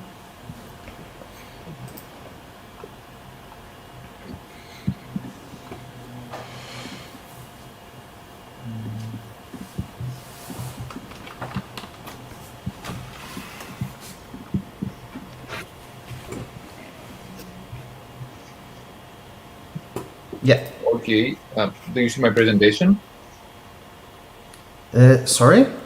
Can you see my presentation? Yeah, we can. We can see your presentation right now. Amazing. So, okay, I will walk you through very fast on what RevUp does. So, good afternoon once more. I'm Alexandros Toulias. I'm the CEO of RevUp. RevUp offers an innovative machine learning dynamic pricing tool to individual hotels and vacation rentals, and helps them to maximize room revenues and also significantly decrease operational time for the room pricing process. Our vision is to offer this kind of clients the competitive advantage that the big chains have, which is data-driven decisions. And why is that? Well, room pricing is very important, but at the same time, very challenging. First, the hotelier can experience lost revenues due to mispricing strategies and tactics, and also increased fixed costs because he may pay for an expensive software or pay additional for additional hires. Second, the room pricing process is very time consuming. Therefore, we offer a very affordable and customized pricing tool to help the hotelier not only increase the room revenues, but also significantly decrease the time that he spends in this kind of operations. And this is why we strongly believe that Portugal is an ideal place for us, because the majority of the hotels in Portugal are almost 75%. They are small and medium-sized businesses, and they can directly be benefited by our tool in their attempt to come back from the pandemic and be more competitive. We have designed a tool which is designed by hoteliers, and actually how it works, it is very simple. It works in 3 steps. It collects data, the market movements, data regarding the competition, as well as property characteristics. And the most important, which is also our unique selling point, is that it tracks down the habits of the user. And all this data, they feed in the algorithm. The algorithm makes pricing recommendations, and then the prices are automatically being uploaded to the PMS. We created the company last August, and in less than a year, we have achieved many of our milestones. For example, we got some pre-seed funding, we increased our team, we validated our product, and currently we launched our commercial product and signed our first paying and trial users. And the last part, this has happened while we were participating at Aceler. The product is very simple, as I told you before, and it looks something like this. Every day, the algorithm makes new recommendations for the next 365 days. And the user can intervene, of course. If he doesn't agree with the price, he can edit it manually, and then everything goes automatically again to the PMS. The team consists of a highly complementary skilled team, one software engineer, a data analytics specialist who is also a professor at the IE Business School in Madrid, and myself, who I come from the industry. At the moment, we are currently actively looking for funding, as well as to expand our partnerships. So we would be more than happy to further discuss this after the end of this event. Thank you very much. Thank you very much, Alex. Okay, Oscar, can you tell us about Weeby? Of course. And I will share my screen. Sure. And I think you see my screen, right? Yeah, we are seeing it. Don't worry. Okay. So I'm Özgür Zan, co-founder and CEO of Weeby. We enable better engagement. We are all travelers, and which one of us doesn't want a safe stay, especially during COVID-19, and who wants to wait in a long queue at the front desk for a simple request? Which of us doesn't get angry for a slow or low quality service? And who doesn't get upset when a miscommunication occurs due to a language difference? So while guests demand this perfect world, hoteliers also have their challenges. They want to increase their revenues, positive review scores, social distancing measures, direct bookings, and they obviously don't want to pay high commissions. The solution is Weeby. Weeby is the digital bridge between hoteliers and the guests. With Weeby, hotel guests can fulfill any of their needs via their smartphones, remotely, and without any need to talk with someone. And with Weeby, guests can do all kind of reservations, all kind of requests, mobile check-in, check-out, and online payments. Even they can open their rooms with their smartphones without using a magnetic card. And Weeby also provides market automation software for hoteliers so that they can communicate, send personalized messages, and increase revenues. Hoteliers get increased hotel revenues, they have high return of investment, and high review scores. So Weeby detects unsatisfied guests real time while they are in the hotel and inform the hotel about the issue so that they can take action before the guest leaves and writes bad message in like in TripAdvisor. And of course, increasing direct booking like in web. So we developed this amazing solution based on guests and hoteliers' needs. Guests can do all the magic with hotel branded app, and hoteliers enjoy the ride with our services on the cloud. Our business model depends on one-time activation fee and a monthly service fee. Weeby has a huge business opportunity where our service obtainable market size includes 258,000 hotels. And our superior user experience, state-of-the-art technology, makes our solution fully customizable and worth money in terms of competition. We have an amazing and ambitious management team with more than 15 years of experience, both in technology and in tourism industries. And we had a revenue growth of 65% in previous year, and we aim for an exponential growth for the next 5 years. We received one round of investment, and now 2 significant VCs and 4 significant angel investors will join our company. We are already a market leader at our home country, and when we look at the traction, Weeby is already delivered to 23 countries, serving more than 160 hotels, and including major brands all around the world.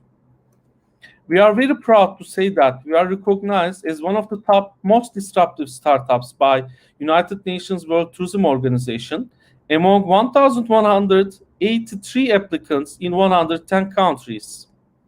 And we also have other global efforts from the other organizations.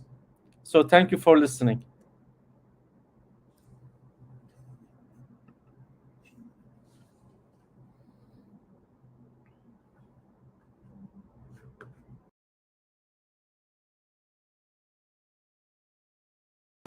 Sorry, I was on mute, so you didn't hear anything I said. No, I was saying thank you, Ozgur. Thank you for presenting us such an amazing startup as Weeby. And now let's go to Valpas. Martin, what can you tell us about Valpas? Martin, I think that you are on mute. Yeah, following your example. Yeah, you know. All right.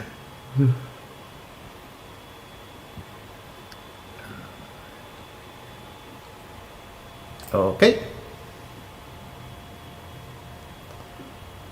We are seeing your screen right now, so don't put anything private. Yeah.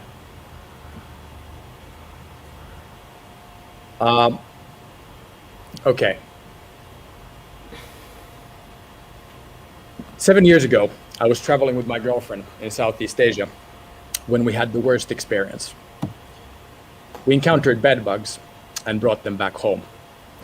I got so frustrated with the whole extermination back home that out of that frustration, we founded a better extermination company. It was a success. We scaled it into industry leader here in Finland and later actually sold it. However, we also learned what is the real issue behind the global bedbug epidemic around the world. And the problem is that bedbugs, while they are tangible, they actually spread like a virus. And there is no vaccine for them. It's impossible for anyone to avoid them out there in the open. And that's why they have spread into the biggest hygiene problem in travel. However, we also learned about their weakness.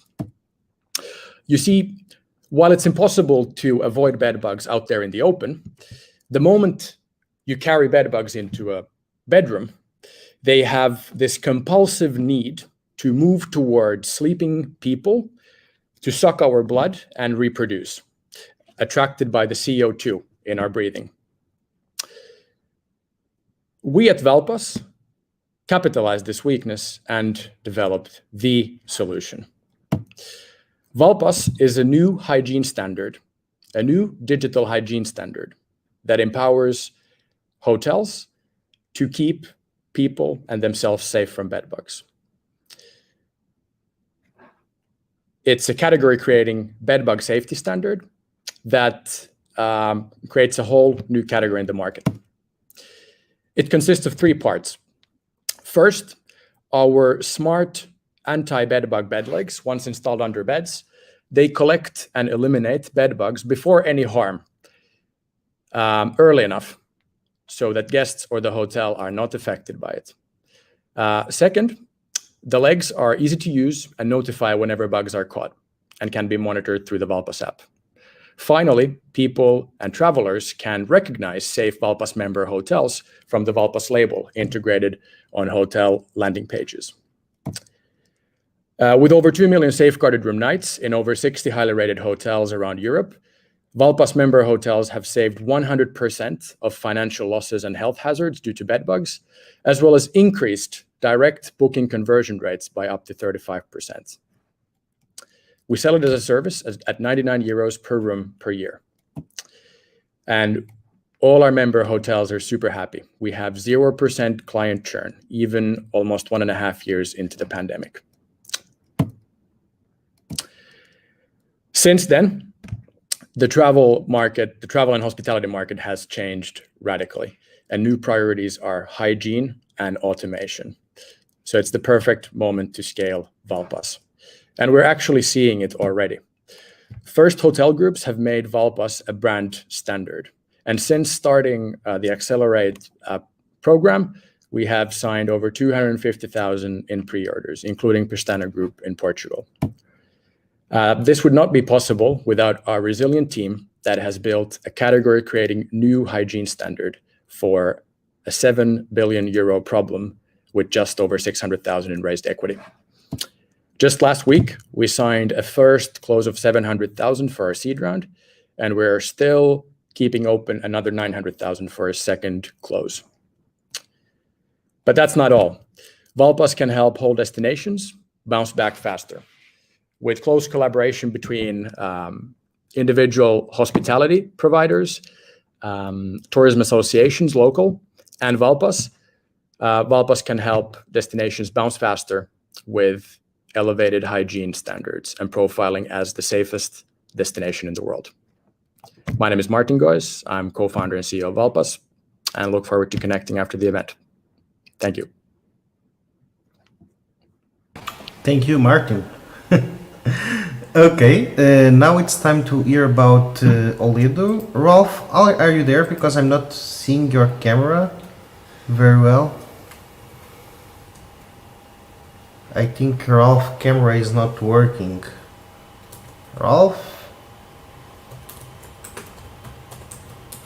No, it started to work and then stopped. You know, this is one of the technical problems on the... Oh no, yeah, just got out of signal. This is that problems that only appear when you are having an online event. Oh no, and we have Rolf again, trying to connect. Rolf! Well, hello, welcome. I signed in and out. Is it now? Yeah, but we can't see you now. Can you tell us about Oledo? Yeah, I can hear you. Sorry, I just wanted to check if you can hear me or not. Yeah, I can. We can. We are hearing you. Can you tell us about? Can you tell us about Oledo? Yeah, absolutely. So just to create some context, just imagine for a second how many people in the world work in hospitality. It's around 100 million people at any given point in time. And if you've done any research, you'll know that the staff turnover in hospitality in rank and file and middle management is around 50%, and then senior management up sometimes is up to 25%. So with these numbers in mind, if you take your average hotel of let's say 100 staff, with an average staff turnover of 50%, a hotel of 100 staff is always recruiting 50 people at any given point in time. So as an industry, if you extrapolate that across the planet, you can imagine that recruiting. So you could say we're in the recruitment business, and you'd think we'd be very good at it by now because of the practice we have, given the amount of recruitment we're doing. And so we can still identify lots of problems, though, however. So a friend of mine, for example, was working for a world famous hotel as a director of sales and marketing. She got a call from another big brand, and they couldn't match because they didn't have the finances to hire her. But they said, we're going to put you in our talent file. So from now on, you're one of our stars. We really want to hire you if we have a chance. A year later, the conversation picks up again, and the person calling from the hotel company had absolutely no recollection that they've reached out to my friend a year earlier. And, that kind of left a bad taste in my friend's memory about that hotel group. And, we always say, staff is our most valuable asset. And for some reason, we just can't get it together. So there's lots of tools in the market to help recruiters recruit. And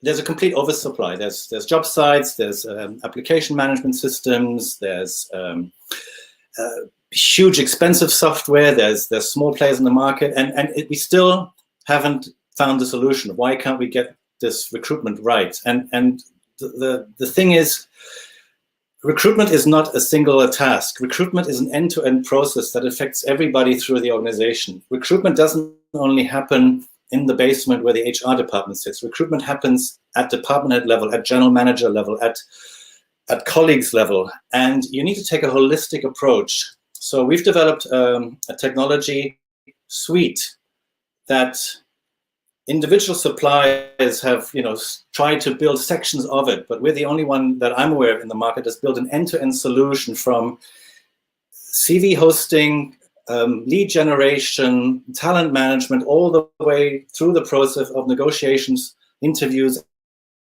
and offers and hiring. And this tool enables hotels really to manage their staff, not only the people that are working for them now, but the future talent pool and also the past talent pool, because we spend so much time training people and then they're upwardly mobile, but maybe we don't have a job for them, so they go somewhere else. But just because they've gone for a while doesn't mean we don't want to hire them again. So our tools, our suite of tools really enables hotels to look at staff holistically over the course of their career and bring them back into the fold whenever we need to. Thank you for your time. You are welcome. You are welcome, Rolf. Okay, so guys, I will just add you all to the screen right now. Okay, and now we can start the discussion itself. Once again, I invite everyone that is hearing us to send us comments and questions that you can have to the audience. But let's start with a question that we have been kind of exploring during the previous sessions. And you know what? During that sessions, we have discussed how the tourism is changing. And one of the things that we learned was that tourism is more and more about the experiences and less about the destination itself. It's not just about the experiences, sure it's not, but it's more and more about it during the last few years, okay? And that's actually one of the things that it's changing in the tourism industry. How do you think that this will affect the hotels, okay? Because if people are more concerned now about the experiences and not if they will go to the better resort, how will that affect the hotels? How can the hotels adapt to this change of behavior, let's call it that way? You can go with any order you want. I can begin if you want. Yeah, sure, let's do it. Yeah, thank you. So actually, this is exactly what Weeby does.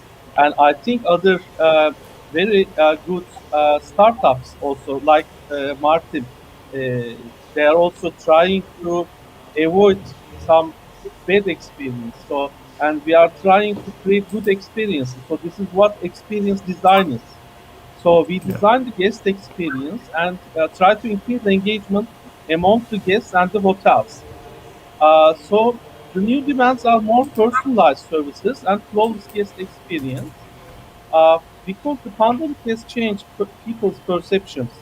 For example, they want more personalized experiences, high cleanliness standards, and privacy, and they are being the most desirable needs. Much of the appeal of mobile technology can be attributed to its customer-centric offerings, as the modern traveler craves personalization and unique experiences within every touch point of their stay. So actually guests want to see that the hotels investments care for them and enhance their experiences, because everything is about experiences.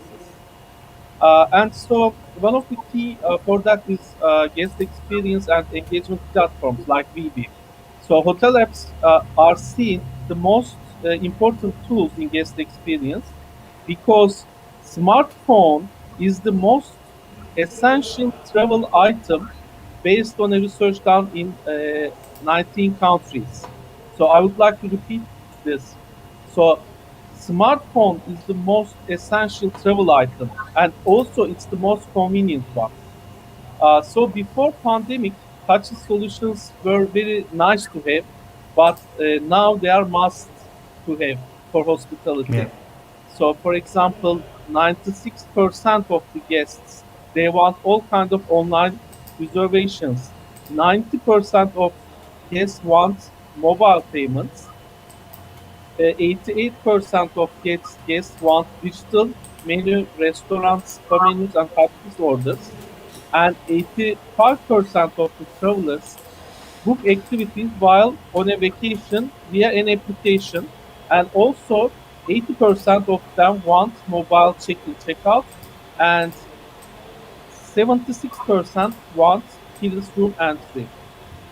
So, of course, there will be always in-person customer service and communication, but they also want to prefer chat with hotel staff via a mobile device.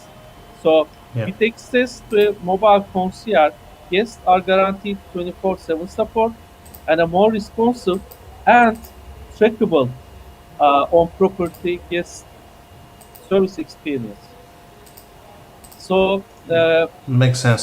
yeah, briefly, mobile phones are cited to be a traveler's most important travel accessory, and as a result, it's no surprise that the demands placed on a mobile app offering are becoming more robust and advanced in nature. Luckily, curating a responsive and engagement mobile experience is entirely within reach. So these are what we believe is VB according to Yeah. the guest experience design. Yeah. Martin, what do you think? You are on mute again. You are not following my example this time, because this time I wasn't. Burn. Yeah, thanks, Fernando. No, you're welcome. Yeah, I think good opening statement definitely for the discussion. Maybe my 2 cents would be, I'm a passionate traveler, so I kind of think from the guest's perspective when I look at hotels and see hotels implications. And as a traveler, I think this question about destination versus experience, it's a bit funny because, of course, the destination is part of the experience. The experience is maybe the kind of holistic, thing that you experience when you go to some place. It has, it's the sum of all the kind of touch points that you engage with during your trip. And if you look at, a hotel, you actually end up staying quite a lot of time in a hotel during your whole, travel journey. At least you feel like to sleep, right? Yeah, exactly. True. True. And so I think that hotels are actually an essential part of a great travel experience. And they can really be, a piece in that whole puzzle that, Sure. makes or breaks the experience. So, yeah, I think hotels, a good kind of way to think about for a hotelier is that for travelers, in a traveler's perspective, it's perhaps even the most important part of a great travel experience. And then going from there, thinking ways on how to, and then again, thinking from my traveler's perspective, I think the best hotels are able to anticipate the needs that the traveler has during that experience. And the best hotel experiences I personally have in 4 different continents are where your kind of needs have been met even before you need to kind of ask for it. And that's a great experience for the travelers. So yeah, I think hotels, important to think that they're an essential part of that whole guest journey of the traveler and can have a great impact on it. Oh, and let's hope that the experience doesn't include bringing bed bugs to home, right? Let's yeah, of hope. course. Well, Alexander, what do you think about that? Actually, this question is really relevant these days. And after discussing with so many different hoteliers, we have seen that more and more hoteliers, both small-sized and bigger chains, they have started embedding new technologies into their systems in order to adapt to this experience uh, wave and trend, let's say. So, for example, we were talking with a hotelier the other day that they are using on their website new add-ons from other startups, startups that they offer experiences. So, for example, if I stay at a hotel, I can just log on their website, and they have different kind of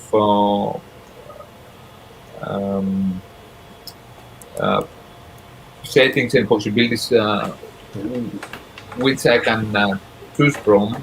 For example, regarding concierge service or regarding boat trips, etc., etc. So hoteliers, I think nowadays they try to make a direct connection with the experience world to be as flawless as possible for the guest.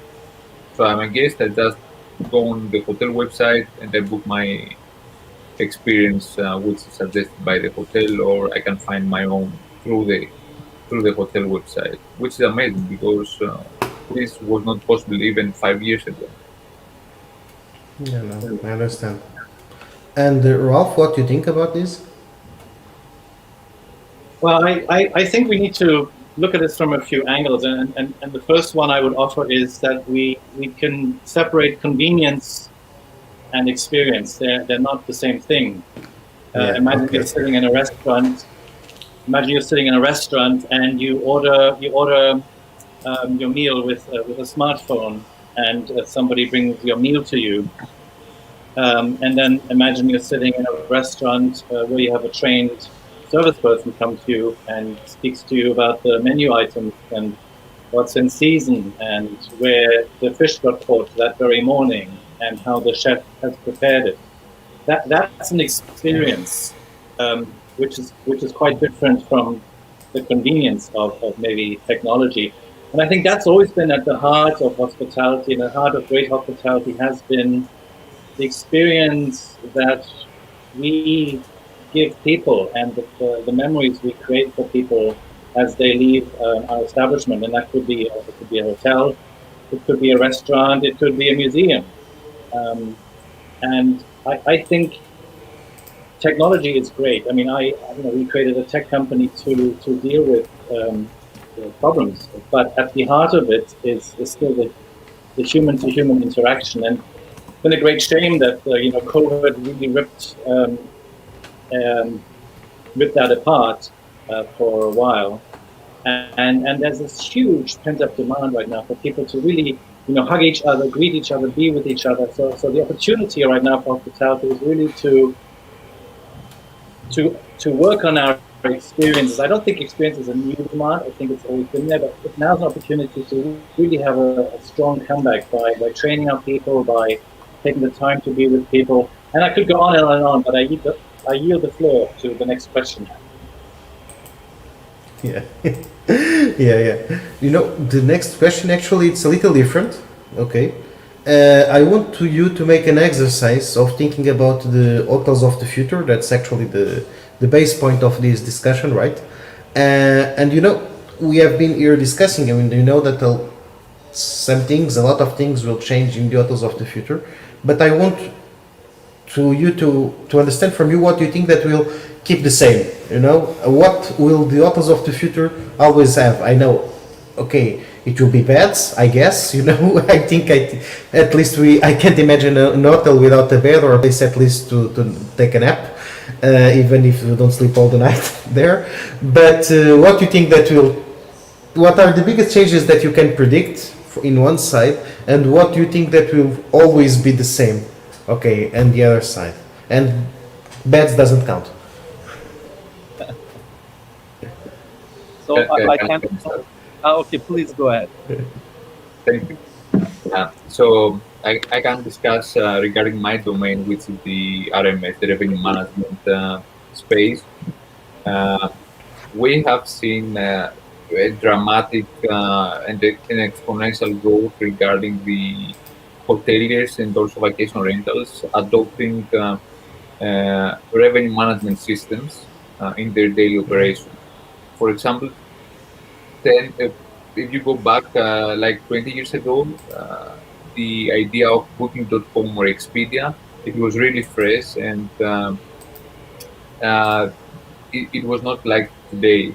People meaning the hoteliers, have not adopted OTAs 20 years ago, and even though Booking.com existed, most of the hoteliers, they were stuck on doing the reservations by themselves, and they preferred selling directly to walk-ins, for example. And then also the all the channel management systems came, which was a huge revolution because instantly every hotelier could sell to different distribution channels. And now is the era of the revenue management revolution, let's say, where many systems like ours, RevUp, we try to help hoteliers to understand what the market dynamics are and where the prices are moving to, and tell them in a polite way, okay, you were doing something by yourself for the last years, but please try to consider, in order for you to maximize your revenues and your occupancies, try to consider also what the rest of the market is doing and take that also into consideration. And we have we have experienced that people are welcoming this new technology. So more and more hoteliers are embedding technology in their daily operations, and especially now due to COVID, everybody wants to be much more competitive than the neighbor. So they are hiking and welcoming new technologies heavily in their business. For example, a small example is that, for example, the revenue management software space. Right now, only 17% of the hotels use an RMS system, and this shows a huge potential growth for the industry and how people will start evolving and they will start implementing this kind of technology as well in their businesses. Yeah. What do you think, Oscar, for example? Well, it's a really good question. I mean, thought-provoking question, and I think Yeah. hotel place, sun, sand, sea, like those destinations, they will remain, but everything else will be reshaped, I think, or transformed. So when we look at the last year, decision makers are faced with a dilemma. Should they have a digital digitalize their guest journey? Should they disrupt their own way of making their own business? Now, I believe that, like Christensen said lots of years ago, if they do not disrupt, if they do not disrupt their own business, someone else will come and disrupt it for them. So, the digital compendium and digital journey is a must to be tracked on the race. So, today hotel operations concentrates on management systems to monitor and optimize revenues, customer relations, property, channels, and reputations. And in the near future, more budgets will be allocated to mobile, cloud-based, and integrated solutions. And I believe that the most important ones will be integrated messaging, predictive analytics, use of artificial intelligence, augmented reality, customer profiling, and gateways which will connect disparate legacy systems of hotels. So Yeah. there's also a growing trend for combining these different legacy systems. And Yeah. while the hotels faced unprecedented challenges last year, of course, we see a positive way in the way decision makers are responding to new customer demands for the innovative technologies, and and also for the digital nomads. I think significant majority of hoteliers will also offer or plan to add mobile reservations, contactless payments, smart TVs, and content streaming in guest rooms, two-way messaging with the guests, and mobile room key. So this reflects a significant reimagining of the guest's experience. So I think that's a really good question. And last, my personal belief is that in the past, like everything changes, disrupts in 20 years or 10 years. But now it will all change in less than 10 years, maybe 5 years or 7 years like this. Yeah. Thank you so much. Martin, yeah, Martin, what do you think? I think that they will keep at least healthy, safe, right? Yeah, I think a healthy. Or there will be more. Yeah, I think a healthy, clean stay is one of the things that hasn't changed, 20 years from today, and probably won't change. That's something that's like the fundamental promise of a hotel night, no matter how many stars it has. Now you said that, okay, you can't say beds, something that will not change. Well, no, but you can say part of the bed. But I will add the guest. So those are the two things that probably will remain constant. That the hotel has a bed and a guest, but everything else around that, I think it's totally up for grabs, and we don't know how it precisely will look like a hotel, from 20 years from now.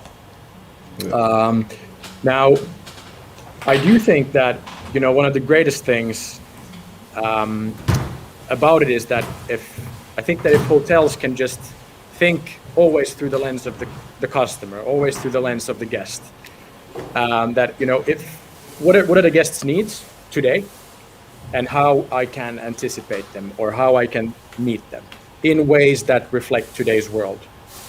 And for example, I think Amazon is one of the most customer-centric companies, and that's been one of their kind of recipes for success.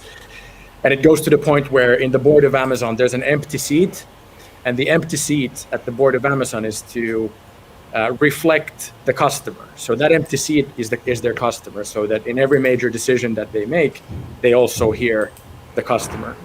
And so thinking or implementing this kind of thinking from here on, I think hotels can steer their experience and operations and everything more towards the needs of today's guests.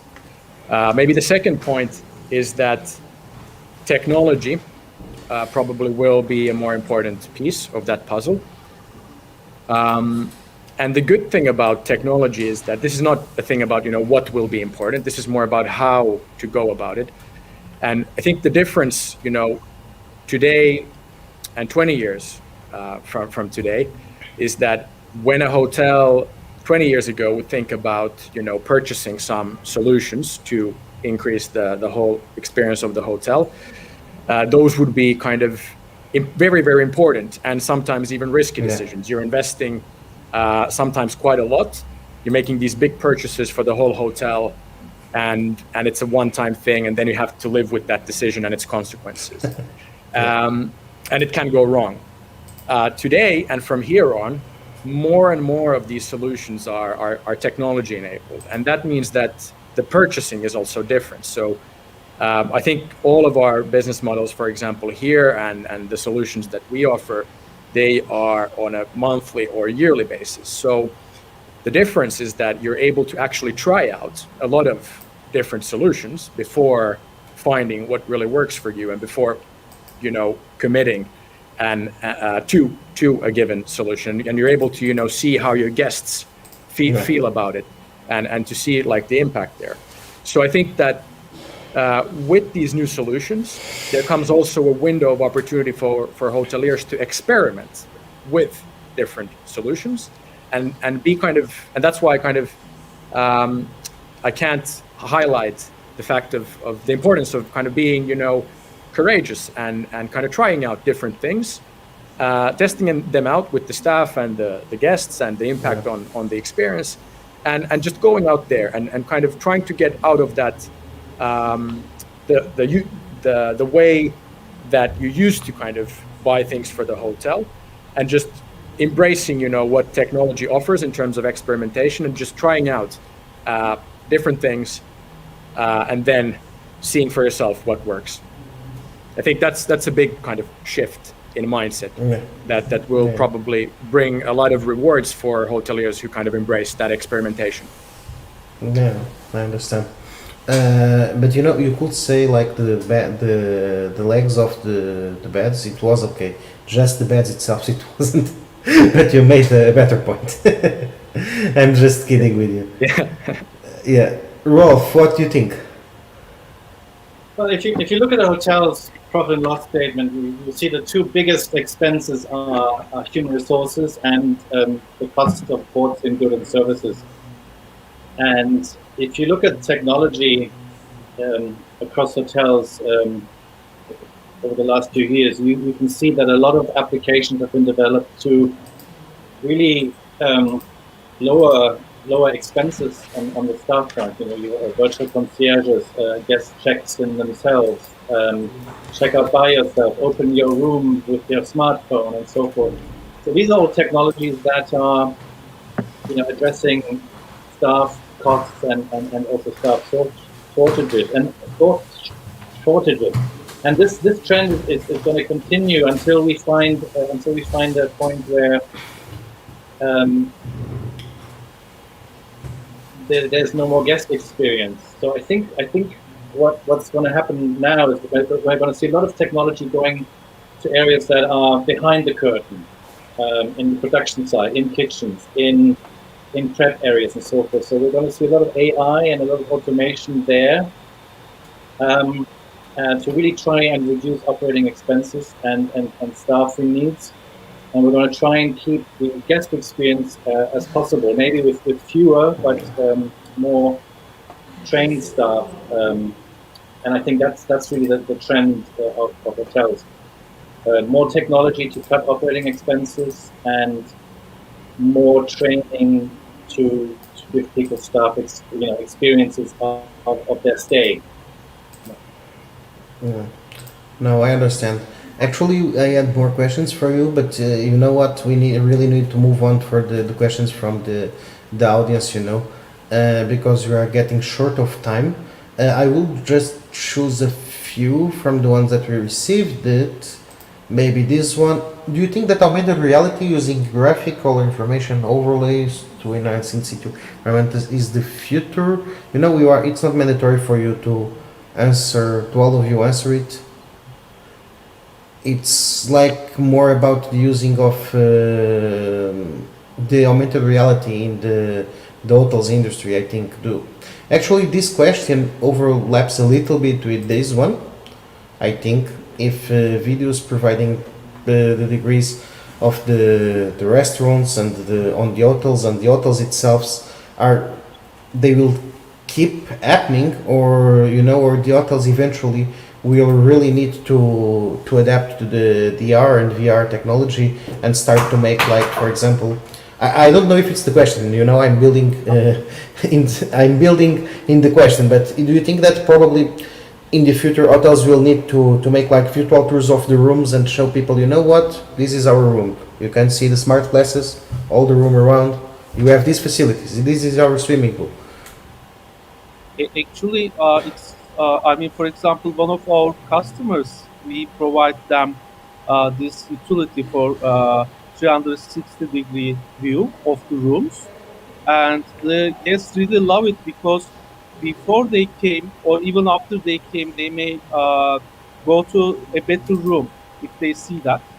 And I would just tell you that in every kind of report about the future tourism, they are pointing out augmented reality. We are not having integrated any augmented reality yet, but I really believe that it will create value because every kind of report says so. And I think we will see more applications, and when we see more applications, it will create value. Okay. And what do you think, the rest of the speakers? What do you think that will be the role of these new technologies? I think it's a great sales tool, great marketing tool. If you have, you're shopping around for your holiday and you have one hotel that has a VR tour and it's a great product, it's probably going to be more enrolling than the hotel who doesn't. But I don't think it's going to replace the actual stay. Okay. Totally agree with you. Totally. I mean, it's good to have it marketing-wise, but the bottom so line... it's the cherry in the top of the cake. It's not the cake itself, right? Yeah.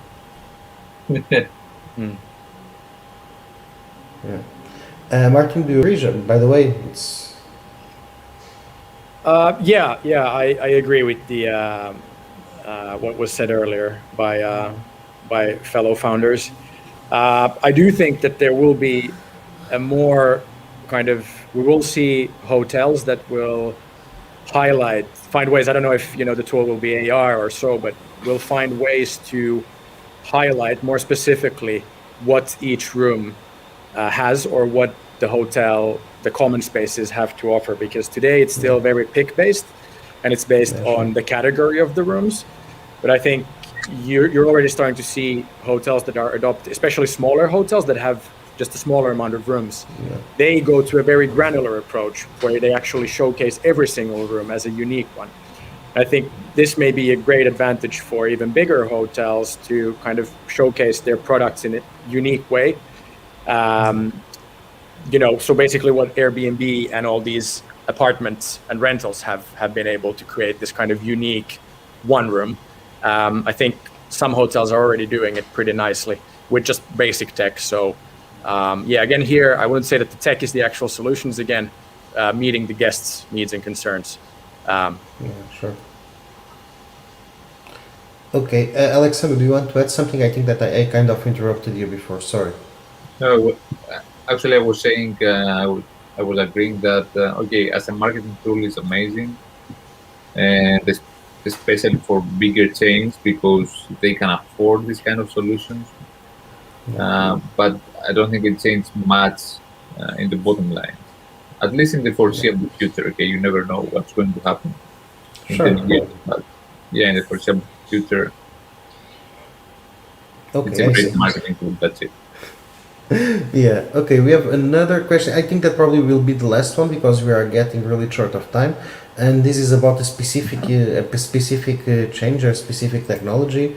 Do you think that deploying real-time translation earphones, for example, which allow hotel staff to converse with their guests in their native tongue, is something to consider? For example, actually, it's something that I can't see why is not happening right now. It's kind of one of these steps that we can kind of less make voice recognition right now, and we have Google Translate, right?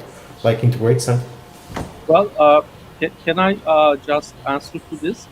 I heard that there's a startup, a company in United States doing this technology, real time, and I think it's being used in the very near future.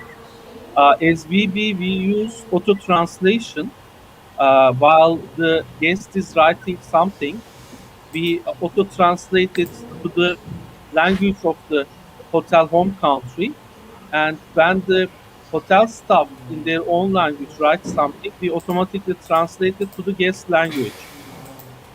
So this is a feature which the tourists really like because especially writing is also important when communicating. Because, for example, I ordered hamburger to my room and I said I want hamburger but without tomato, and the hamburger came with tomato, and I asked the person why did you put tomato.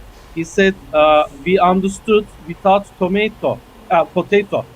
So and I was not sure about what I said. Maybe I was wrong, maybe he was wrong, but when you write it and if it's auto translated, then everything will be in recorded. So that's something very interesting, and I really wonder how it will happen when those will be translated in real time. I really wonder about it. Does someone wants to add something? Yeah, I agree. It will happen. Sure, it's something to consider.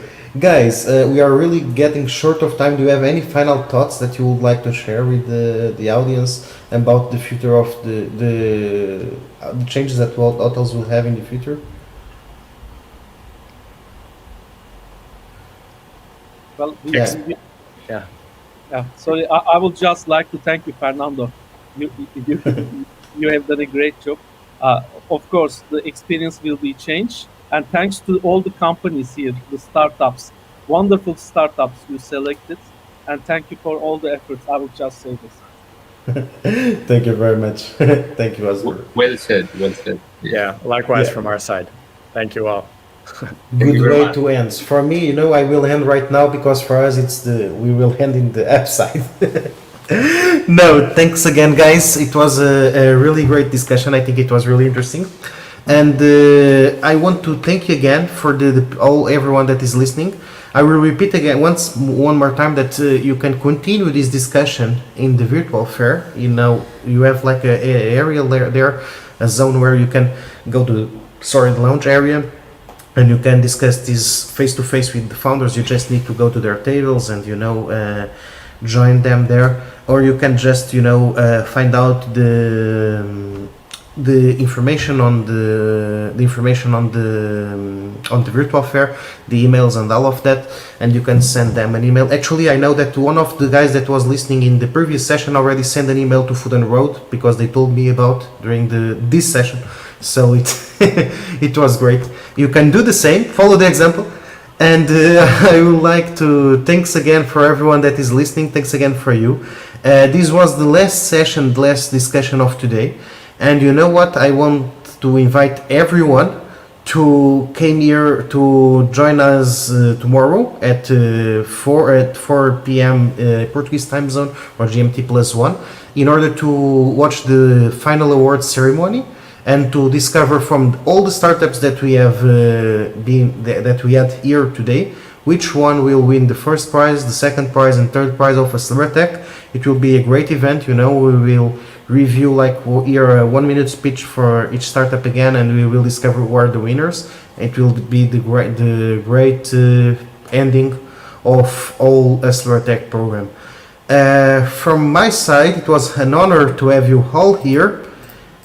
Thanks again for allow us to do this job and to allow us to organize this kind of events. Without you, this wouldn't be possible. And we'll keep in touch. Acredita Portugal will keep organizing more and more initiatives like this one. And thanks again, everyone.